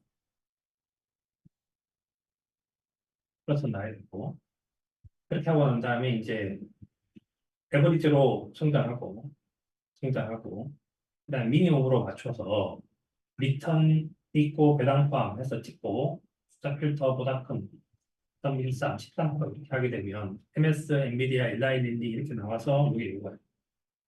TSMC, 브로드컴, 그 다음에 뭐 세일즈포스, 그 다음에 비주모텔, 넷플릭스, AMD, 어도브, 그 다음에 서비스나우, S&P 글로벌 이렇게. 자, 그래서 이제 이렇게 잡으면 뭐가 나오는가 하면 이런 조건을 집어넣으면 이게 나와요. 그럼 여기다가 좀 더 타이트하겠다고 생각하면 이것도 올리면 되고 이것도 더 타이트하게 만들 수 있고 그 다음에 이제 얘도 더 타이트하게 만들 수 있고 그럼 이제 이런 식으로 종목을 뽑을 수 있는 짧게. 자, 요건 나중에 파일 드릴 테니까 한번 보시고 자, 그 다음에 이제 중기까지 하고 난 다음에 하면 중기를 하는데 현재 그 우리가 종목을 고르는 데 있어서 중요하게 생각하는 것 중에 하나가 이제 현금흐름 편제예요. 현금흐름. 영업활동 현금흐름 같은 거 보는데 CFO 강의 노트에 나온 자료기도 했는데 뭐입니까? 이해관계자 중에서 회사를 잘 아는 사람이 누구냐 하면 기관, 개인 투자자, 임직원 뭐뭐뭐 하면 1등이 여기고요. 꼴찌가 이게. 그래서 개인 투자자 의견은 이제 평균적으로 반대로 하는 게 좋은 거고 두 번째가 신용평가 기관이라서 이렇게 해서 우리가 나온 것이 뭐냐 하면 하이드 스프레드 리뷰가 나온 거예요. 시험평가 기관들에 대한 자료는 그래도 신뢰도가 있다는 거고 그다음에 바이 사이드에 있는 애널리스트 여기 있고 셀 사이드 애널리스트 여기 있고 그다음에 개인 투자자 여기 있고 그래서 이제 우리는 이 두 명의 자료에 영향을 좀 많이 받으려고 지금 하고 있는 거고 제일 잘 맞는 건 뭐냐면 영업이익이다. 영업이익은 되게 중요하고 그다음에 영업활동 현금흐름이 되게 중요한데 저는 지금은 사실 얘가 더 중요하지 않을까 하는 생각이 좀 들기도 해요. 예, 그래서 일단 현금으로 돈을 버냐. 그래서 영업할 때 현금흐름이 마이너스에서 플러스로 가는 것들을 우리가 흑자 전환이라고 얘기를 했고 옛날에 이제 수업을 하면서 테슬라 매수에 대한 타이밍이 여기서 없다는 얘기를 했고 우버가 이제 최근에 그렇게 했던 케이스였고 최근에 이렇게 해서 찾은 회사가 이제 UiPath 회사죠.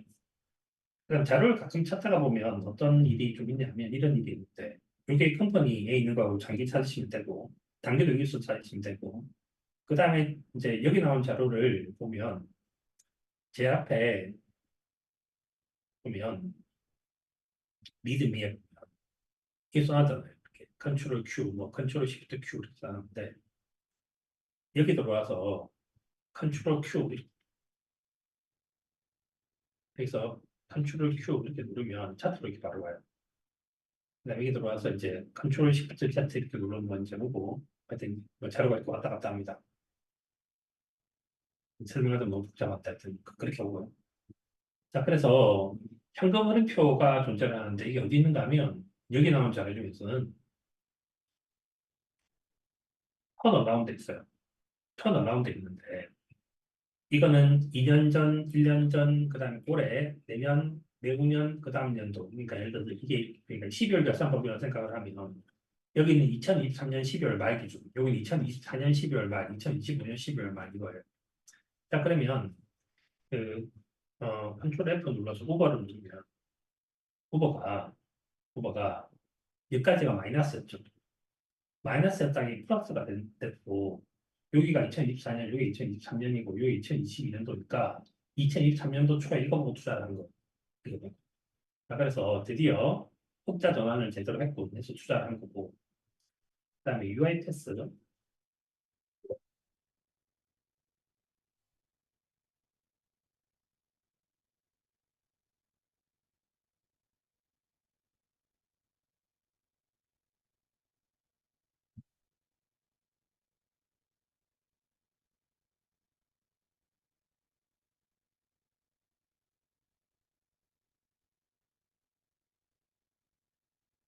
또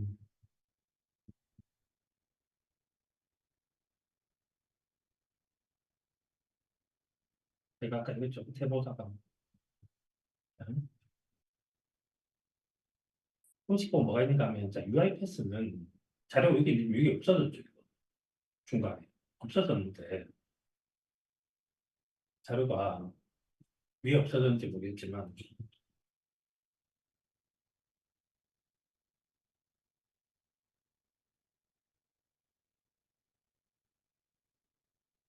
여기가 여기가 이렇게 나왔다가 사라졌다가 하는데 그러면 요 자료가 299가 여기 있어야 되잖아. 요 자료가 이 자료가 있어야 되잖아요. 그런데 이 자료가 가끔씩 이렇게 자료가 없어지더라고요. 자료 없어진다는 말은 뜻인가 하면 이문철 선생님이 이걸 작업 딱 하는 순간에 이 자료가 없어지는 거예요. 없어져. 그러니까 왜 그런지는 잘 모르겠어요. 아직까지. 그래서 하여튼 그런 일이 있는데 플러스가 되긴 된 겁니다. 그래서 이제 쟤를 골랐는데 저는 현재 나온 자료 중에서 행동유포가 되게 의미 있다고 생각을 해서 그걸 고르는 거고 그러면 이렇게 고르는 것은 뭐가 있는가 하면 결산법이 나올 때 자료 그럼 예를 들어서 지금이 4월 달이니까 10일 결산법이 1월 결산법이 2월 결산법이 다 나왔거든요. 이제 EX 나올 게 별로 없어요. 별로 없으니까 보통 평균적으로 할 때는 뭐가 있는가 하면 이거 마이너스 이거 플러스인 거 골라야 되고 이거 플러스인 거 골라야 되고 이렇게 골라야 되고 아까 얘기했듯이 이제 있어야 되는데 일반적으로 집어넣을 때 금융회사들은 안 집어넣어요. 금융회사, 은행 같은 경우는 영업할 때 현금흐름표 같은 거 안 보는 거고 그 다음에 플러스가 됐다가 마이너스 됐다가 플러스 되는 거 별로 의미 없고 계속 마이너스였다가 플러스가 되는 게 좀 의미 있어요. 그런 식으로 좀 자료를 찾는 거고 그래서 그때 나왔던 그 뭐 유니티 뭐 이런 것랑 비교하고 뭐 해서 이제 골랐던 겁니다. 그런 거고 현재 상태는 지금 올해는 돈을 못 버는 거고 현재 이미 4월 달까지 왔으니까 그러면 보통 때는 이렇게 하는데 지금은 4월 달에 왔으니까 이렇게 계산을 하면 얘가 돈을 번다. 자 그러면 샤오미도 여기서 나오는데 샤오미는 그렇게 의미 있는 거 아니고 그 다음에 쭉 보면 여기 드래프트킹이라는 회사가 나와요. 그러니까 얘가 지금 이제 흑자로 전환된 상태인 거죠. 이렇게.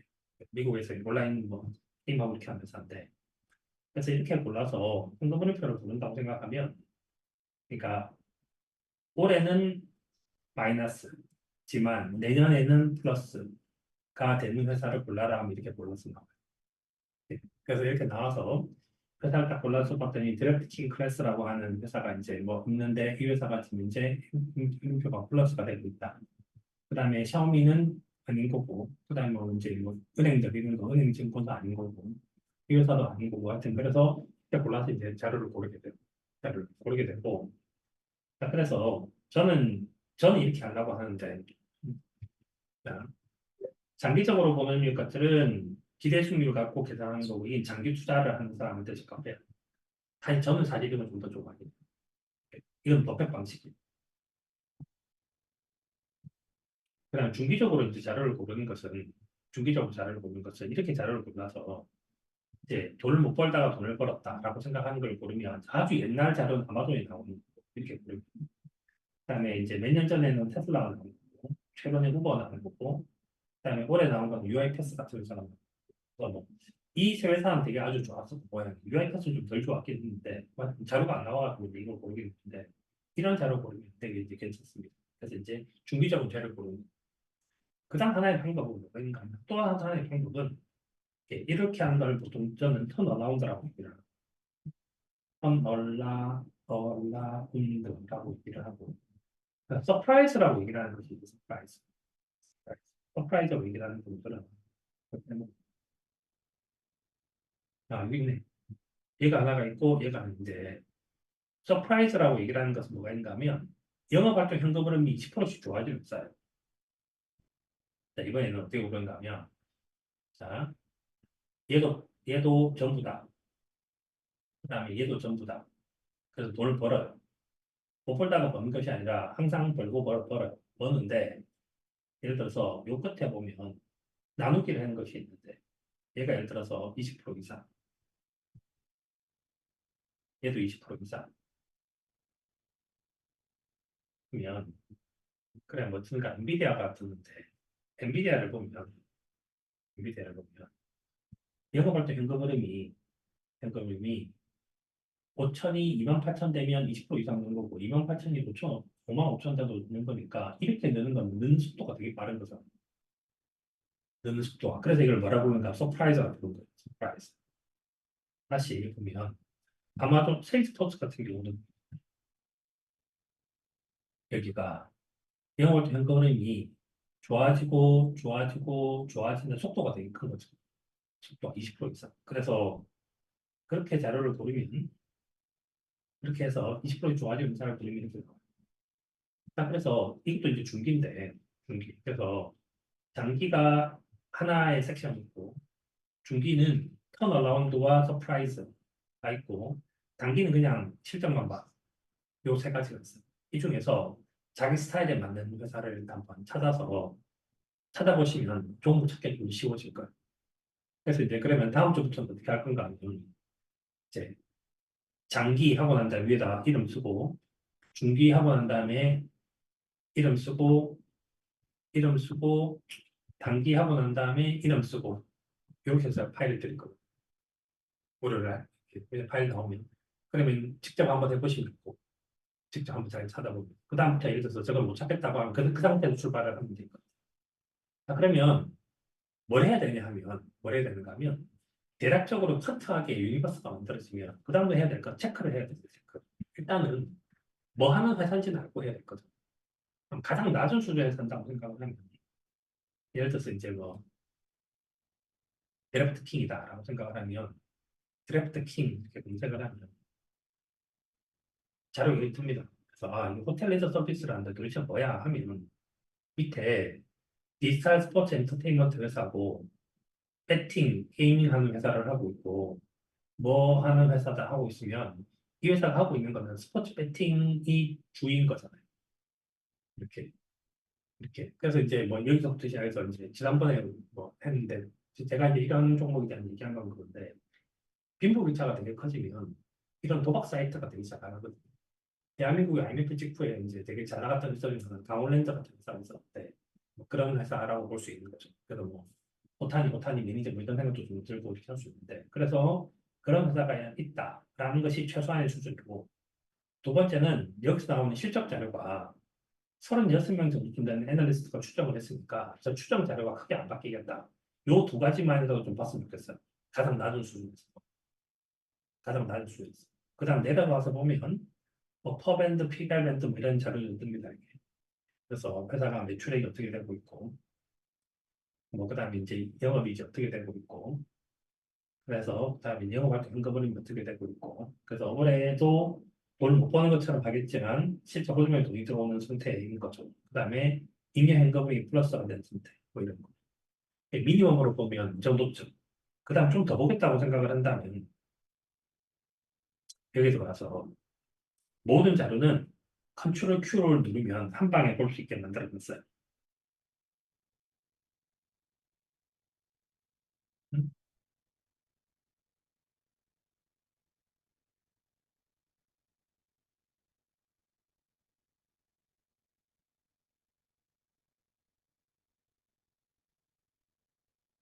자, 이렇게 해서 여기다 치셔도 되고 이렇게.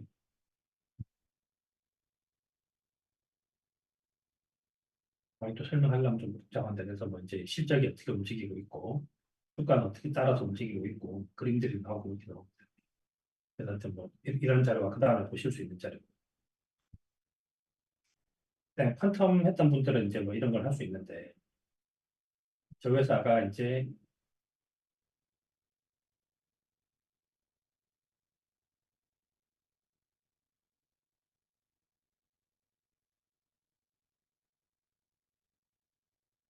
저 회사가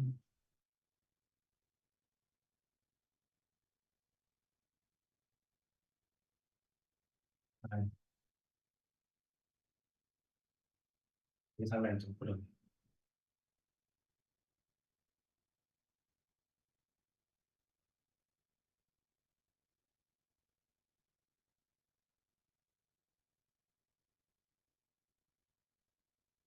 회사 옮기를 조금만 해볼게요.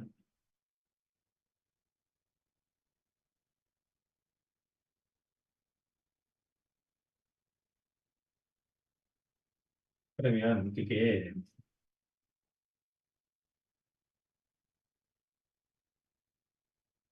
인터넷 서비스고,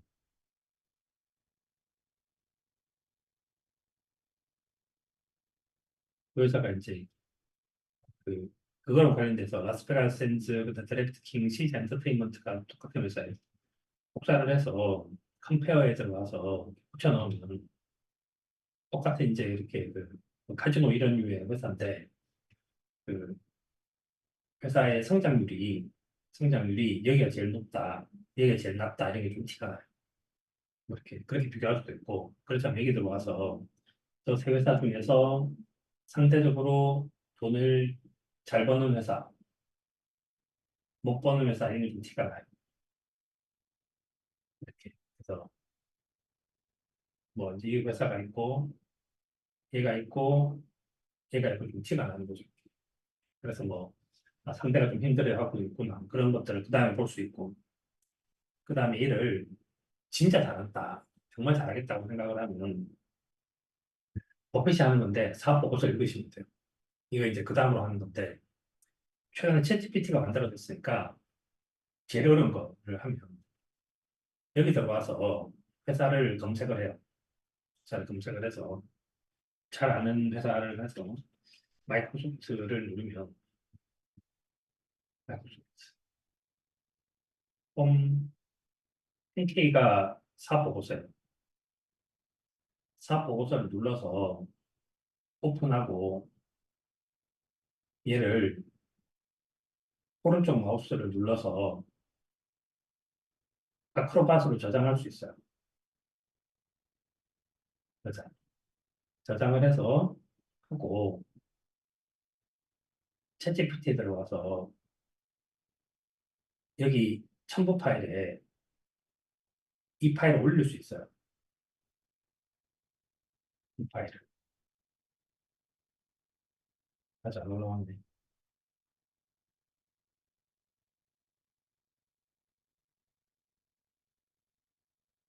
그래서 뭘 할 수 있는가 하면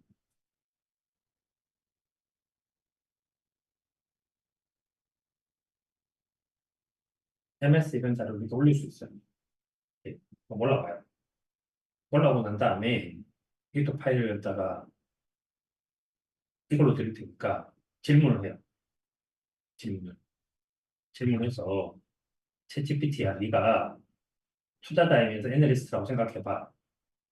라고 얘기를 하고 질문을 올리는 거야.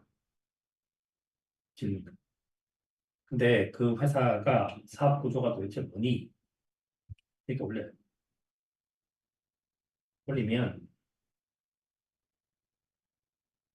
뭐 그래서 이제 올리면 누가 이제 대답을 쭉쭉 합니다. 그다음 얘를 한글로 변화시키면 되는 거라서 이게 이제 그 질문지를 제가 챗GPT용으로 이제 만든 건데 사업 구조가 뭐니? 위험이 도대체 뭐니? 그다음에 경쟁자가 도대체 누구니? 잠재 경쟁자는 누구니?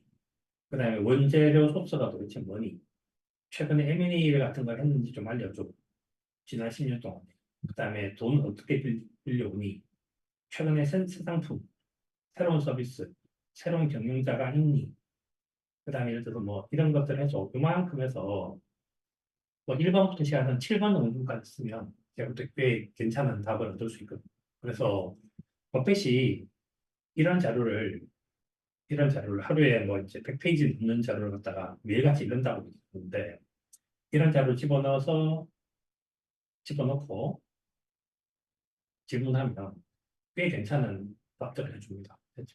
그래서 이제 한글로 하면 되는 거니까 뭐 이제 이렇게 하면 되는 거니까 이렇게 해서 하루에 한 개 정도 되는 종목을 한번 내가 찾는다고 생각을 하고 해보면 저는 이것도 되게 재밌는 종목 분석하는 걸 찾을 수 있다고 생각해요. 그래서 뭐 하루에 한 개 정도 좀 한다고 생각하고 해보면 괜찮다고 생각합니다. 그래서 앞으로 이제 그 우리가 다 서로 이제 독립적인 투자자가 돼서 그내 차는 내가 본다 이렇게 생각을 하고 한다고 생각을 하면 저는 이제 그 투자 유니버스를 하는 데 있어서 나는 어떤 스타일이 맞는지 또 한번 찾아볼 필요가 있고 그다음에 이제 여기서부터 시작해서 제가 자료를 드릴 때, 이 파일을 그냥 올려드릴 테니까 이거 한번 해보시고, 그다음에 중기, 단기 찾아보시고, 체크하는 수준을 약간 올려서 유동순되는 것까지 해보면 좀 괜찮지 않을까 생각합니다. 그래서 이제 다음 주부터 이제 우리 이 작업을 시작합니다. 작업을 이제 시작을 해서 어, 드릴 테니까 이제 자기 의견을 한번 가져보는 게 좀 제일 좋다고 생각해요. 그래서 이제 해야 될 게, 그래서 사라는 뜻입니까? 팔라는 뜻입니까? 아니가 아니라, 근데 이 자료가 이렇게 나오는데 이게 맞나요? 이게 좀 되게 좋은 질문이죠. 그래서 이제 질문이 what이 아니라 how에 대한 얘기거나 why에 대한 얘기거나 뭐 그렇게 해서 서로 좀 대화를 한다면 좀 그건 좀 수익이 높아지고 그렇게 된 상태로 이제 결국은 이제 우리가 각자가 좋은 투자자가 되는 것이 제일 좋지 않을까. 네. 뭐 오늘 준비한 건 여기까지입니다. 음.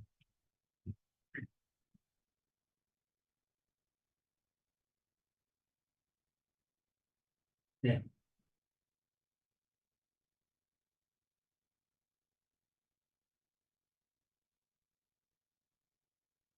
뭐 질문 있으십니까?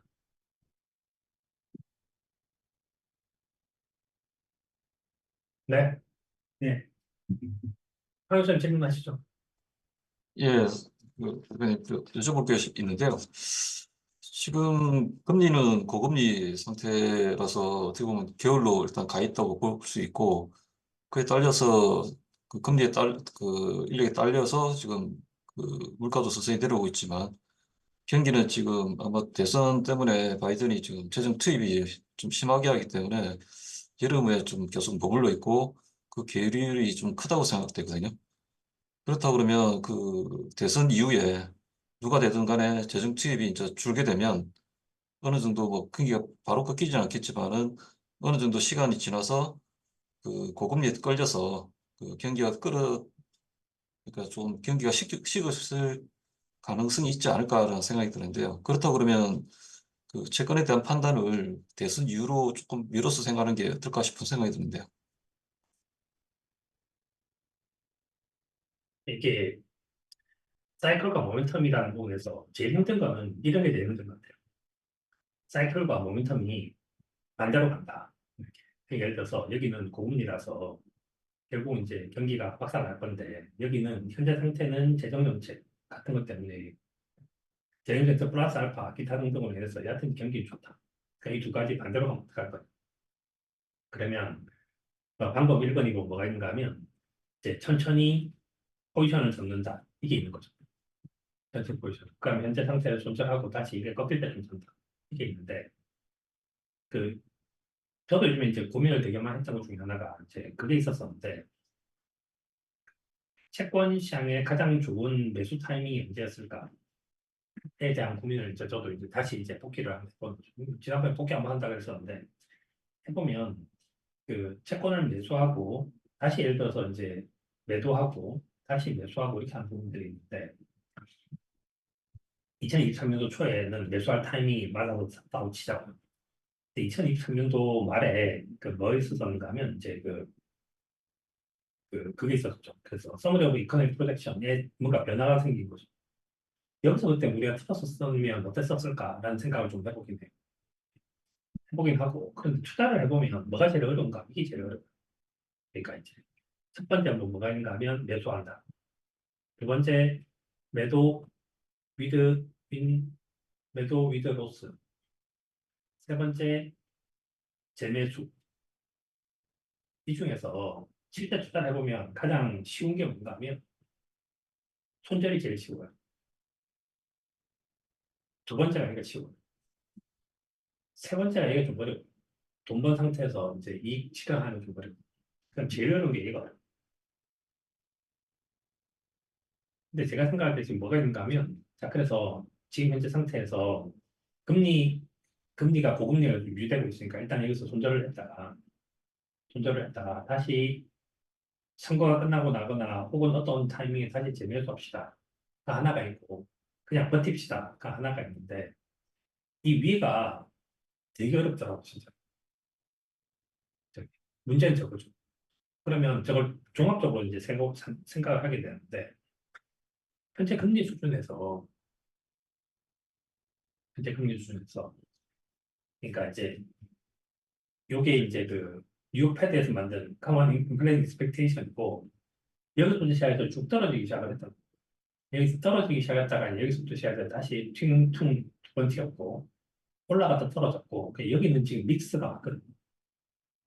근데 예를 들면 여기가 모두가 다 이렇게 올라간다. 라고 생각하면 좀 다른데 저기가 믹스라서 그럼 현재 상태에서 PC에 대한 기대치와 이거에 대한 기대치를 생각하면 와 여기가 지금 맥스인데 현재 금리가 어디에 와 있는 여기 와 있잖아. 4.6 여기 와 있잖아. 4.7 될 때까지 간 정도. 근데 여기서 포지션을 갈아탄다. 저는 여기서 포지션을 갈아타는 건 너무 과하다고 생각합니다. 그 말은 어떠신가 하면 질문하셨던 것 중에서 만약에 예를 들어 if 현재 상태가 이 저는 한 3.5 정도쯤 된 그러니까 이것도 지금 생각해 보면 되게 과하다고 생각하시겠지만 이렇게 생각을 해서 3.5 정도쯤 되는 수준에 현재 있다라고 생각을 하면 그래 뭐이 정도쯤 되는 수준이면 그냥 갈아타고 다음에 다시 포지션도 잡지 뭐 이게 쉽겠지만 현재는 너무 극단적인 상황이 있으니까 여기서 팔고 다시 잡읍시다라는 말이 잘 안 나오고 교수님, 제 질문은 갈아타는 게 아니고 그냥 계속 지켜보자는 질문이었는데요. 그러니까 저는 지금 지켜보는 건 가능하다고 생각합니다. 그러니까 이제 이게 거치식이고 적립식이 있는데 우리의 투자는 대부분 여기를 기준으로 답변을 드리는데 여기에 대한 답변은 참 되게 어려워요 진짜. 이렇게. 한 가지 더 말씀드리면 아까 2023년 말이라는 게 한 2023년 한 10월 정도 되면 예. 그때 금리들이 굉장히 피크치를 찍고 내려오는데 지금 현재 수준이 2023년 10월 정도 됩니다. 2년에서 20년까지의 어떤 금리 수준이라든지 그 제가 말했던 건 뭐가 있나 하면 제가 그 숫자를 정확히 기억 못하는데 잠깐만 여기 지금 다음 보여줄게요. 그러니까 거치식으로 생각하면 적립식에 대한 얘기는 지금 이제 판단이 좀 되게 어렵고 나온 말씀드릴게요. 요게 그때 제가 하면서 0.4에서 0.5 올린 것도 되게 황당했고 0.5, 0.4 요거 있잖아요. 요거 이때가 손절하는데 좋지 않았었을까 하는 생각이 들긴 하더라고요. 왜냐하면 이거는 이게 이렇게 경기에 대한 기대가 떨어졌다가 올라가고 여기서부터 시작해서 이만큼 올라가서 되게 크게 올라가는 거라 그랬잖아요. 그 다음에 여기서부터 시작해서 또 이렇게 올라가고 그 다음에 이렇게 다시 올라갔는데 요 시점이 나름대로 좀 괜찮은 타이밍이 아니었나 생각은 들었었던 거죠. 그러니까 이제 어떤 펀더멘탈이 움직였던 걸 기준으로 생각을 합니다. 그러니까 프라이스가 움직이는 걸 기준으로 생각하면 진짜 어렵고, 그러니까 우리가 기준으로 생각하는 건 뭐가 있는가 하면 이런 거죠. 이게 그러니까 PMI 지표가 뭔가 움직였을 때, OECD 지표가 뭔가 움직였을 때, 뭐 브레이크 이븐 인플레이션 지표 같은 게 움직였을 때, 뭐 서머리 컨디션 프로젝션 움직였을 때, 이런 움직임이었을 때는 가치의 변화가 생긴 거고, 근데 이거와 별개로 해서 금리가 예를 들어서 뭐 4.0이 됐을 때, 뭐 4.2가 됐을 때, 4.4가 됐을 때, 4.6이 됐을 때 이렇게 판단하기 힘들다는 거죠. 어디에 와 있어? 저는 기준이 여기 있어야 된다. 여기가. 이걸 갖고 판단하는 건 쉬운 일이지만 이거 갖고 판단하는 건 어려운 일이죠. 밑에 거죠. 다음 거까지 하고요.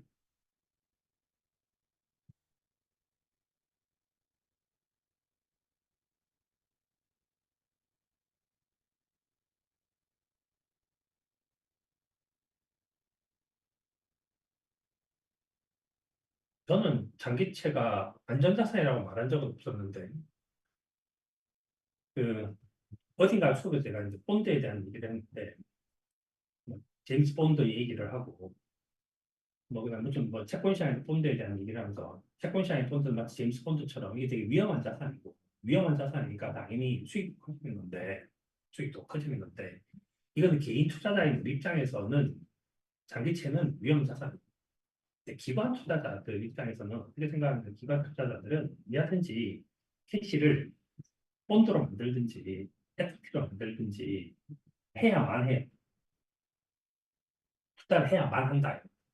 근데 장기 채권 시장에 갖고 있는 건 뭐인가 하면 사면 바이앤 홀드를 하게 되면 뭐가 나오게 된다. 현재 자산이 그 이제 이거 갖다가 만기까지 버티면 만기까지 버티게 되면 만기까지 홀드를 하게 되면 그게 뭐가 되는가 하면 만기 수익률이 되잖아요. 현재 금리가. 그러니까 고정시킬 수 있잖아요. 근데 얘들 입장에서는 이것이 안전자산이 맞아요. 얘에 비해서. 사야만 하니까. 근데 개인 투자자는 우리는 캐시도 있고, 펀드도 있고, 에코티도 있으면, 여기 이 두 가지 다 위험 자산이죠. 근데 이제 제가 생각하는 투자는 이건데, 그러니까 투자를 두 가지 파트가 있는데, 뭐가 있는가 하면 이게 이제 그 포맷을 정해가지고, 포맷을 해갖고, 여기 골키파 있고, 여기 채권 있고, 여기 주식이 있어서, 예를 들어서 이제 여기가 뭐 이제 6대4, 여기가 혹은 6대4, 이렇게 투자하는 방법이 하나가 있다. 이렇게 투자하는 방법이 있고, 제가 하는 투자는 여기 골키퍼가 있고, 여기가 우르르 몰려다니는 거죠. 그래서 이제 제가 이제 이걸 올라운드 플레이를 한다고 얘기를 했고, 모두가 다 뛰는 이제 토탈 사크를 한다고 했는데, 토탈 사크는, 토탈 사크는 전체적으로 이 모든 자산들이 전부 다 돈을 향해서 이제 움직이고 있는 거예요. 돈보다. 근데 예를 들어 우리나라에서 투자를 하는 사람들 되고 어떻게 생각하면 이렇게 되는 거죠. 100이라는 돈이 있다. 100 중에서 현금은 20은 여기 와 있어야 되고, 채권 시장에 40가 있어야 되고, 주식 시장에 40가 있어야 된다. 혹은 예를 들어 현재는 위험하니까 주식은 20%만 투자하고 여기다 80% 투자하자. 이런 식으로 투자를 하게 되면 규모가 커지기 힘들어요. 자산 사이즈가. 그러니까 자산을 이렇게 해서 키우는 게 저는 맞다고 생각하는 거죠. 그래서 제가 이제 뭐 예전에 하면서 연금에 얼마 갖다 놓고 기금에 얼마 갖다 놓고 이렇게 투자를 하는 것보다는 전체적으로 투자 사크를 하는 것이 전체 자산을 커진다. 근데 그렇게 생각할 때 이 전체 자산을 키울 때 그로스로를 하는 것도 대체 뭐냐? 그로스로. 그로스로 하는 거는 미국에서는 에쿼티라고 얘기를 하는 거고 우리나라는 에쿼티에다가 뭐가 있는가 하면 부동산 시장이 들어오는 거고 저는 여기다 뭐 들어와야 되는가 하면 장기채도 들어올 필요가 있다는 거죠. 롱텀 개인 투자 입장에서. 그래서 안전자산이다 위험자산이다 그 개념은 좀 이거랑 좀 다른 겁니다. 그래서 투자를 하는 데 있어서 제가 뭘 하다가 파일 하나 찾았는데 되게 재밌는 파일 하나 있던데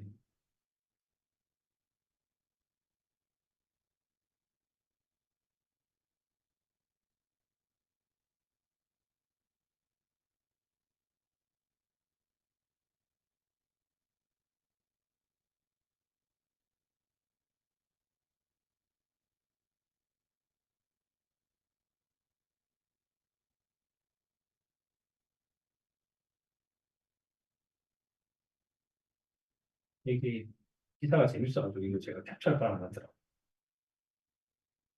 그 이제 어느 경제학자가 얘기하는데 이제 답 없는 인생에 대한 거를 하는데 어떻게 하느냐. 그래서 우리는 최선을 다해도 비탄 예정 없는 곳에 멈춰서고 서로 리턴하고 제갈길을 간다.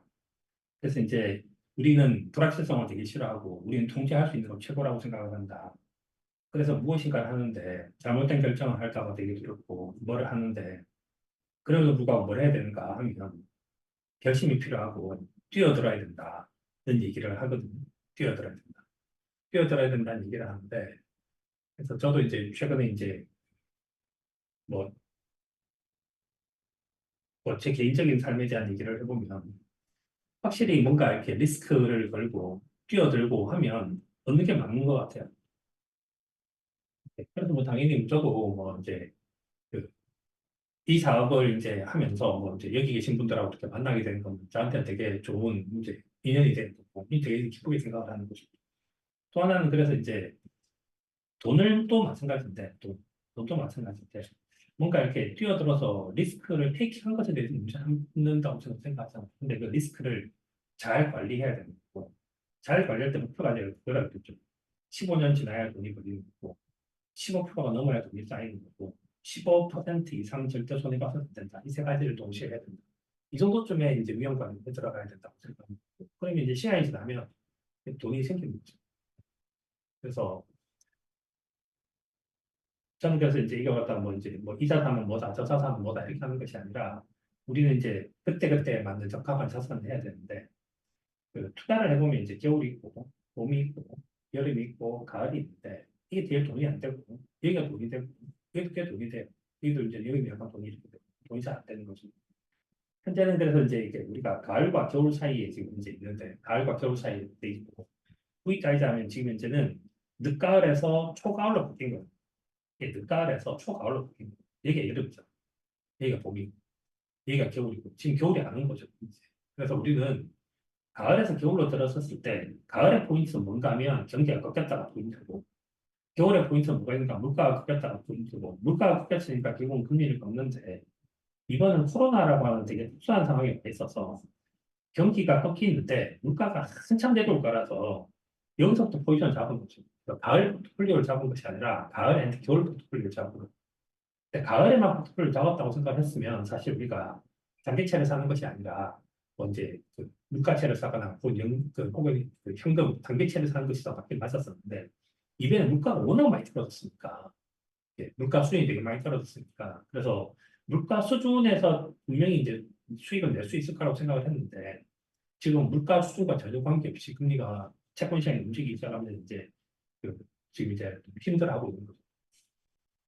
그래서 투자를 해보면 저는 이제 항상 드는 생각이 뭐가 있는가 하면 비슷한데 똑같지는 않아요. 이게 참 사람을 정말 미치게끔 하는 것 같아요. 그래서 골프 치러 가면 항상 다르고 바다볼 때는 항상 다른데 비슷한데 똑같지는 않아요. 예.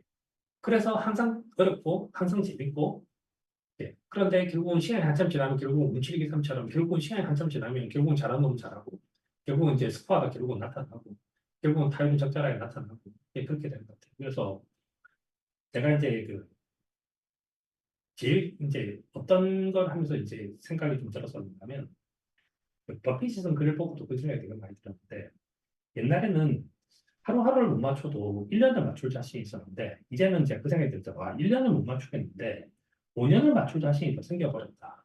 그래서 제가 그때 든 표현이 그거 있었습니다. 1년에 10억 버는 거 되게 힘들어졌는데 3년 50억은 오히려 되게 쉬워진 세상이 된 것 같다. 그래서 이게 이제 그 나는 할 수 있는데 우리가 할 수 있을지는 참 이제 이게 좀 어려워졌다 이런 생각이 드는데 그런 것 같아요. 그래서 다가 참 그런 부분이 있지 않을까 하는 생각이 듭니다. 어, 금 가격에 대해서도 저는 참 이게 여러 가지 생각이 좀 들긴 하는데 원자재 투자가 좀 많이 어려워졌어요. 그 말이 어떠신가 하면 우리는 중국 경제랑 되게 상관관계가 되게 높았고 그때는 중국이 왜 상관관계가 높았는가 하면 미국이 좋아지면 중국이 생산을 하고 여기가 소비하면 여기가 수출 투자하고 그러니까 이제 금에 대한 수요가 높아서 이제 중국이 좋아지면 금이 되게 맞았었고 그다음에 그 에너지 유가와 관련한 부분들은 달러 인덱스 하고 잘 맞아 떨어졌고 그다음에 이제 그 겨울이라고 그러니까 이제 그 금이라고 얘기를 하는 것은 뭐가 잘 맞아 떨어졌냐면 TIPS 역수랑 되게 잘 맞아 떨어서 이 상황이 되게 높았던 상태인데 코로나 직후에는 공급망이 붕괴되면서 이거 사기가 어렵고 이것도 사기 어렵고 이것도 사기 되게 어려워졌어요. 왜냐하면 지금 얘랑 안 맞잖아. 얘랑 얘랑도 안 맞잖아.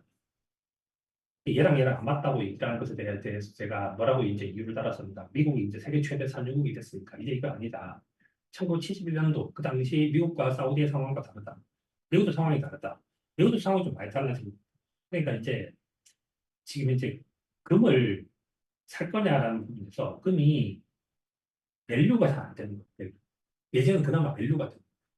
이제는 정말 밸류가 잘 안 되니까 이렇게는 할 수 있는 것 같아요. 그 금이 좋아지면 금 관련된 회사가 두 개가 있잖아요. 하나는 메리골드가 있고 하나는 저기 그 이름 갑자기 기억이 안 나요. 하여튼 그래서 그 두 회사가 있는데 얘가 좋아지면 얘네들이 좋아지겠지 정도점 할 수는 있는데 금을 갖다가 겨울에 살라니까 이게 좀 어렵더라고요. 그래서 지금 최근에 뭐가 있는가 하면 에브리싱 랠리라고 얘기를 하는 것들이 만들어졌을 때 에브리싱 랠리라고 하는 것이 예를 들어서 돈들이 풀렸고 그래서 이제 에브리띵 랠리가 있다. 주식이든 채권이든 부동산이든 원자재든 그래서 에브리띵 랠리가 있다. 이거 오케이. 그런데 얘가 줄고 있는 상태에서 원자재에서 에브리띵 랠리가 있다. 이것을 어떻게 생각하니? 이게 좀 되게 어려운 얘기잖아. 그래서 이게 좀 되게 어려운 얘기고 그래서 여기 와서 갑자기 이제 그 갑자기 이제 여기 크립토 커런시 들어서면 더 복잡해지고 시작하더라고. 그러니까 밸류에이션을 할 수 있으려고 하면 밸류가 나와야 되는데 밸류 없으니까 밸류에이션이 안 되는 거죠. 현재 상태. 그래서 이게 좀 어렵지 않을까 하는 생각입니다.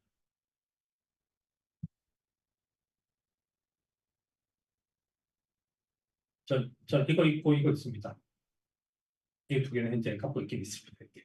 유틸리티가 필요 없됐습니다 헬스케어는 헬스케어는 헬스케어는 이건데 지난번에도 이 헬스케어에 대한 얘기를 하신 분이 한 분 있었는데 헬스케어가 이 그때 이제 일라이 릴리를 잡으려고 하다가 이제 이게 만들어졌는데 이 사이트가 이게 만들어졌는데 그 여기도 보면 뭐가 있는가 하면 되게 이제 성장 독식 같은 것들이 있어서 얘가 되게 빠른 속도로 성장한 것에 비해서 뭐 이제 그래서 사실 이그 헬스케어도 되게 직관적인 부분들인데 얘가 생각보다 저는 좀 덜 좋아지고 있어서 이것도 약간 좀 신기한 것 같긴 해요. 헬스케어. 그래서 헬스케어는 종목을 찾으려고 좀 애를 써야 되는 필요가 있지 않은가 하는 생각은 들고 저걸 ETF로 살 필요는 없을 것 같고 필수 소비자하고 유틸리티는 종목도 사고 뭐 이렇게 했던 것 같아요. 그다음에 그 헬스케어에 대한 얘기 중에서 하나를 하면 지난주 월요일 날 이제 우리 콘돔 수업을 하면서 그 어,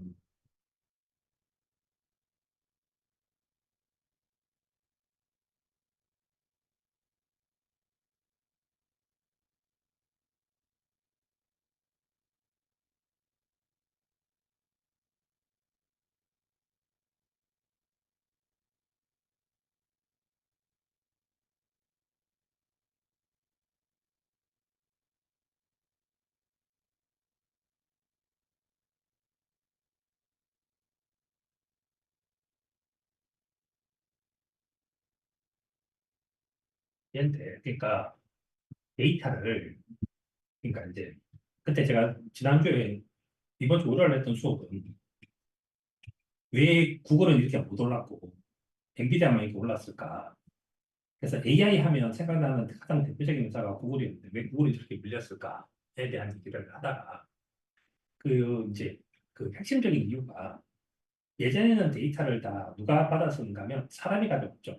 그래서 제가 뭐 산별 뇌력 이런 얘기를 했었었는데 이제는 이 빅데이터를 가져오는 데 있어서 데이터를 누구한테서 가져오는가 인공지능이 인공지능한테 가져오는 시대가 됐기 때문에 그래서 알파고 리가 알파고 제로한테 지는 것처럼 여기는 인간이 갖고 있는 데이터를 획침을 했다고 생각하면 알파고 제로는 AI가 AI한테 데이터를 주는 거 아닙니까?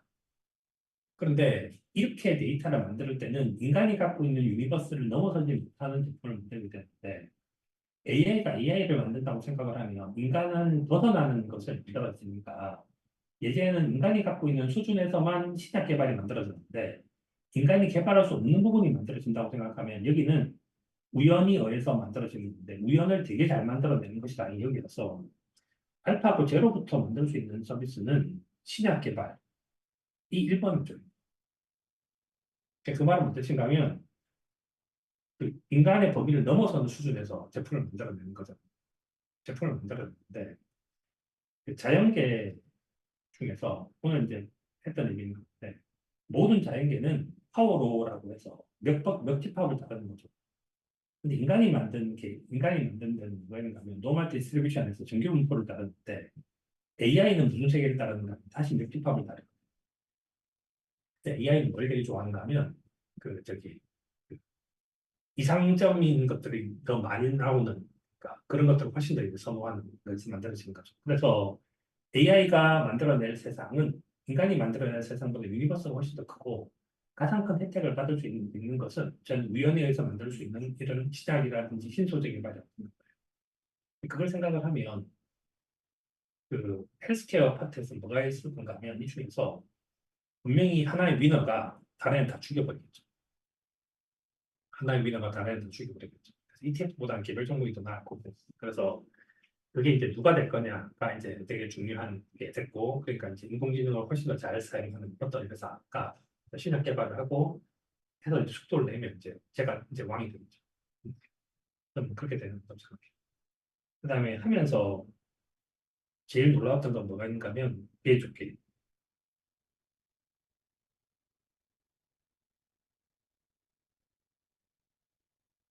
이게 이제 이름 뭔가 그 우리 우리 저 코로나 터졌을 때 이 모더나 얘가 제일 황당한 건데 저는 모더나가 회사 코드가 mRNA잖아요. 그래서 이제 mRNA 방식이라서 신약 개발에 되게 쉬워진다라고 얘기를 했는데 이렇게 실적이 떨어지는 거 되게 깜짝 놀랐습니다. 도대체 이게 어떻게 된 일이야. 이렇게. 그래서 이거 딱 보면서 든 생각이 뭐가 있는가 하면 mRNA 방식이고 뭐가 관계없이 이거는 얘가 제일 잘하는 거. AI 수준에서. AI 수준의 데이터. 인간이 갖고 있는 데이터보다 차원이 되게 다르고 훨씬 더 이제 범위를 넘어서는 그래서 그런 애가 되게 잘한 거.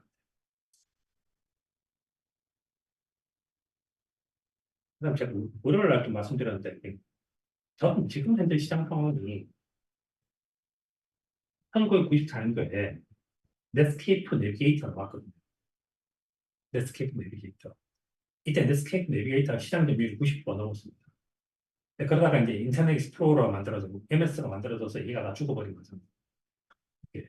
근데 지금은 이제 예를 들어서 챗GPT라고 하는 애가 새로 나타났고 무엇이가 새로 나타나서 또 시장 점유율 몇십 프로 이렇게 되고 엔비디아가 만든 칩에서 또 시장 점유율 몇십 프로 되는데 시간이 지나면 무엇인가 여기서도 새로운 애들이 나타나기 시작하고 물론 그 새로운 애들은 당연히 자본력이 바탕이 돼야 되기 때문에 예전에는 소기업이 할 수 있었고 중기업이 할 수 있었지만 이번에 무조건 대기업이 할 수 있는 그런 상황이긴 한 것 같고 무조건 미국 아니면 중국에서 할 거고 당연히 미국에 나타나는 확률이 높으니까 미국의 대기업들이 뭔가 새로운 시장을 만들어낼 건데 그 AI 플러스 X가 만들어지는 시장이 된다고 생각을 하면 여기서 나타날 수 있는 기회는 훨씬 더 많을 거라는 생각이 들었어요. 그래서 이 넷스케이프 내비게이터 나오고 얼마 안 써갖고 야후도 만들어졌고 얼마 안 써가지고 뭐 이제 수없이 많은 이제 그 인터넷 서비스 회사들이 만들어졌고 그중에서 뭐 구글도 있었고 했는데 저는 그런 것들이 좀 많이 이제 나타날 수 있다는 그런 생각이 들어서 그래서 앞으로 한 10년 정도 좀 되게 재밌는 시간이 될 것 같아요.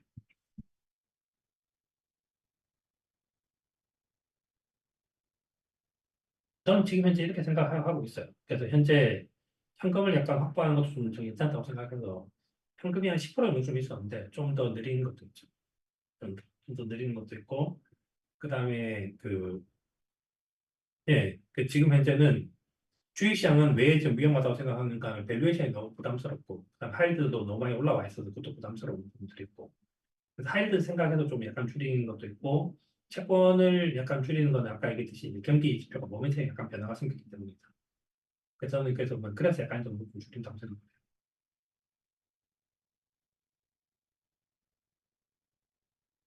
그러시죠, 뭐. 예. 그래서 이게 의견하고 자문을 구할 때 저는 해야 될 것이 나는 이렇게 생각하는데 당신은 어떻게 생각하세요가 제일 좋은 거예요.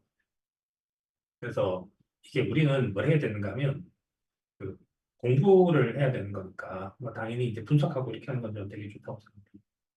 뭐 그래서 그런 걸 하는 거는 되게 괜찮은 저는. 네. 그 오케이입니다. 예. 이거 어떻게 하지 좀 시간을 좀 줄여보려고 하는데 또 시간이 벌써 거의 한 2시간 가까이 됩니다. 그럼 오늘은 일단 여기까지 하도록 하겠습니다. 네. 편히 쉬시고 그다음에 이제 파일 만들어지면 파일은 또 데리터를 맡기니까 이제 최선을 다해서 한번 써보시기 바랍니다. 네, 수고하셨습니다. 네.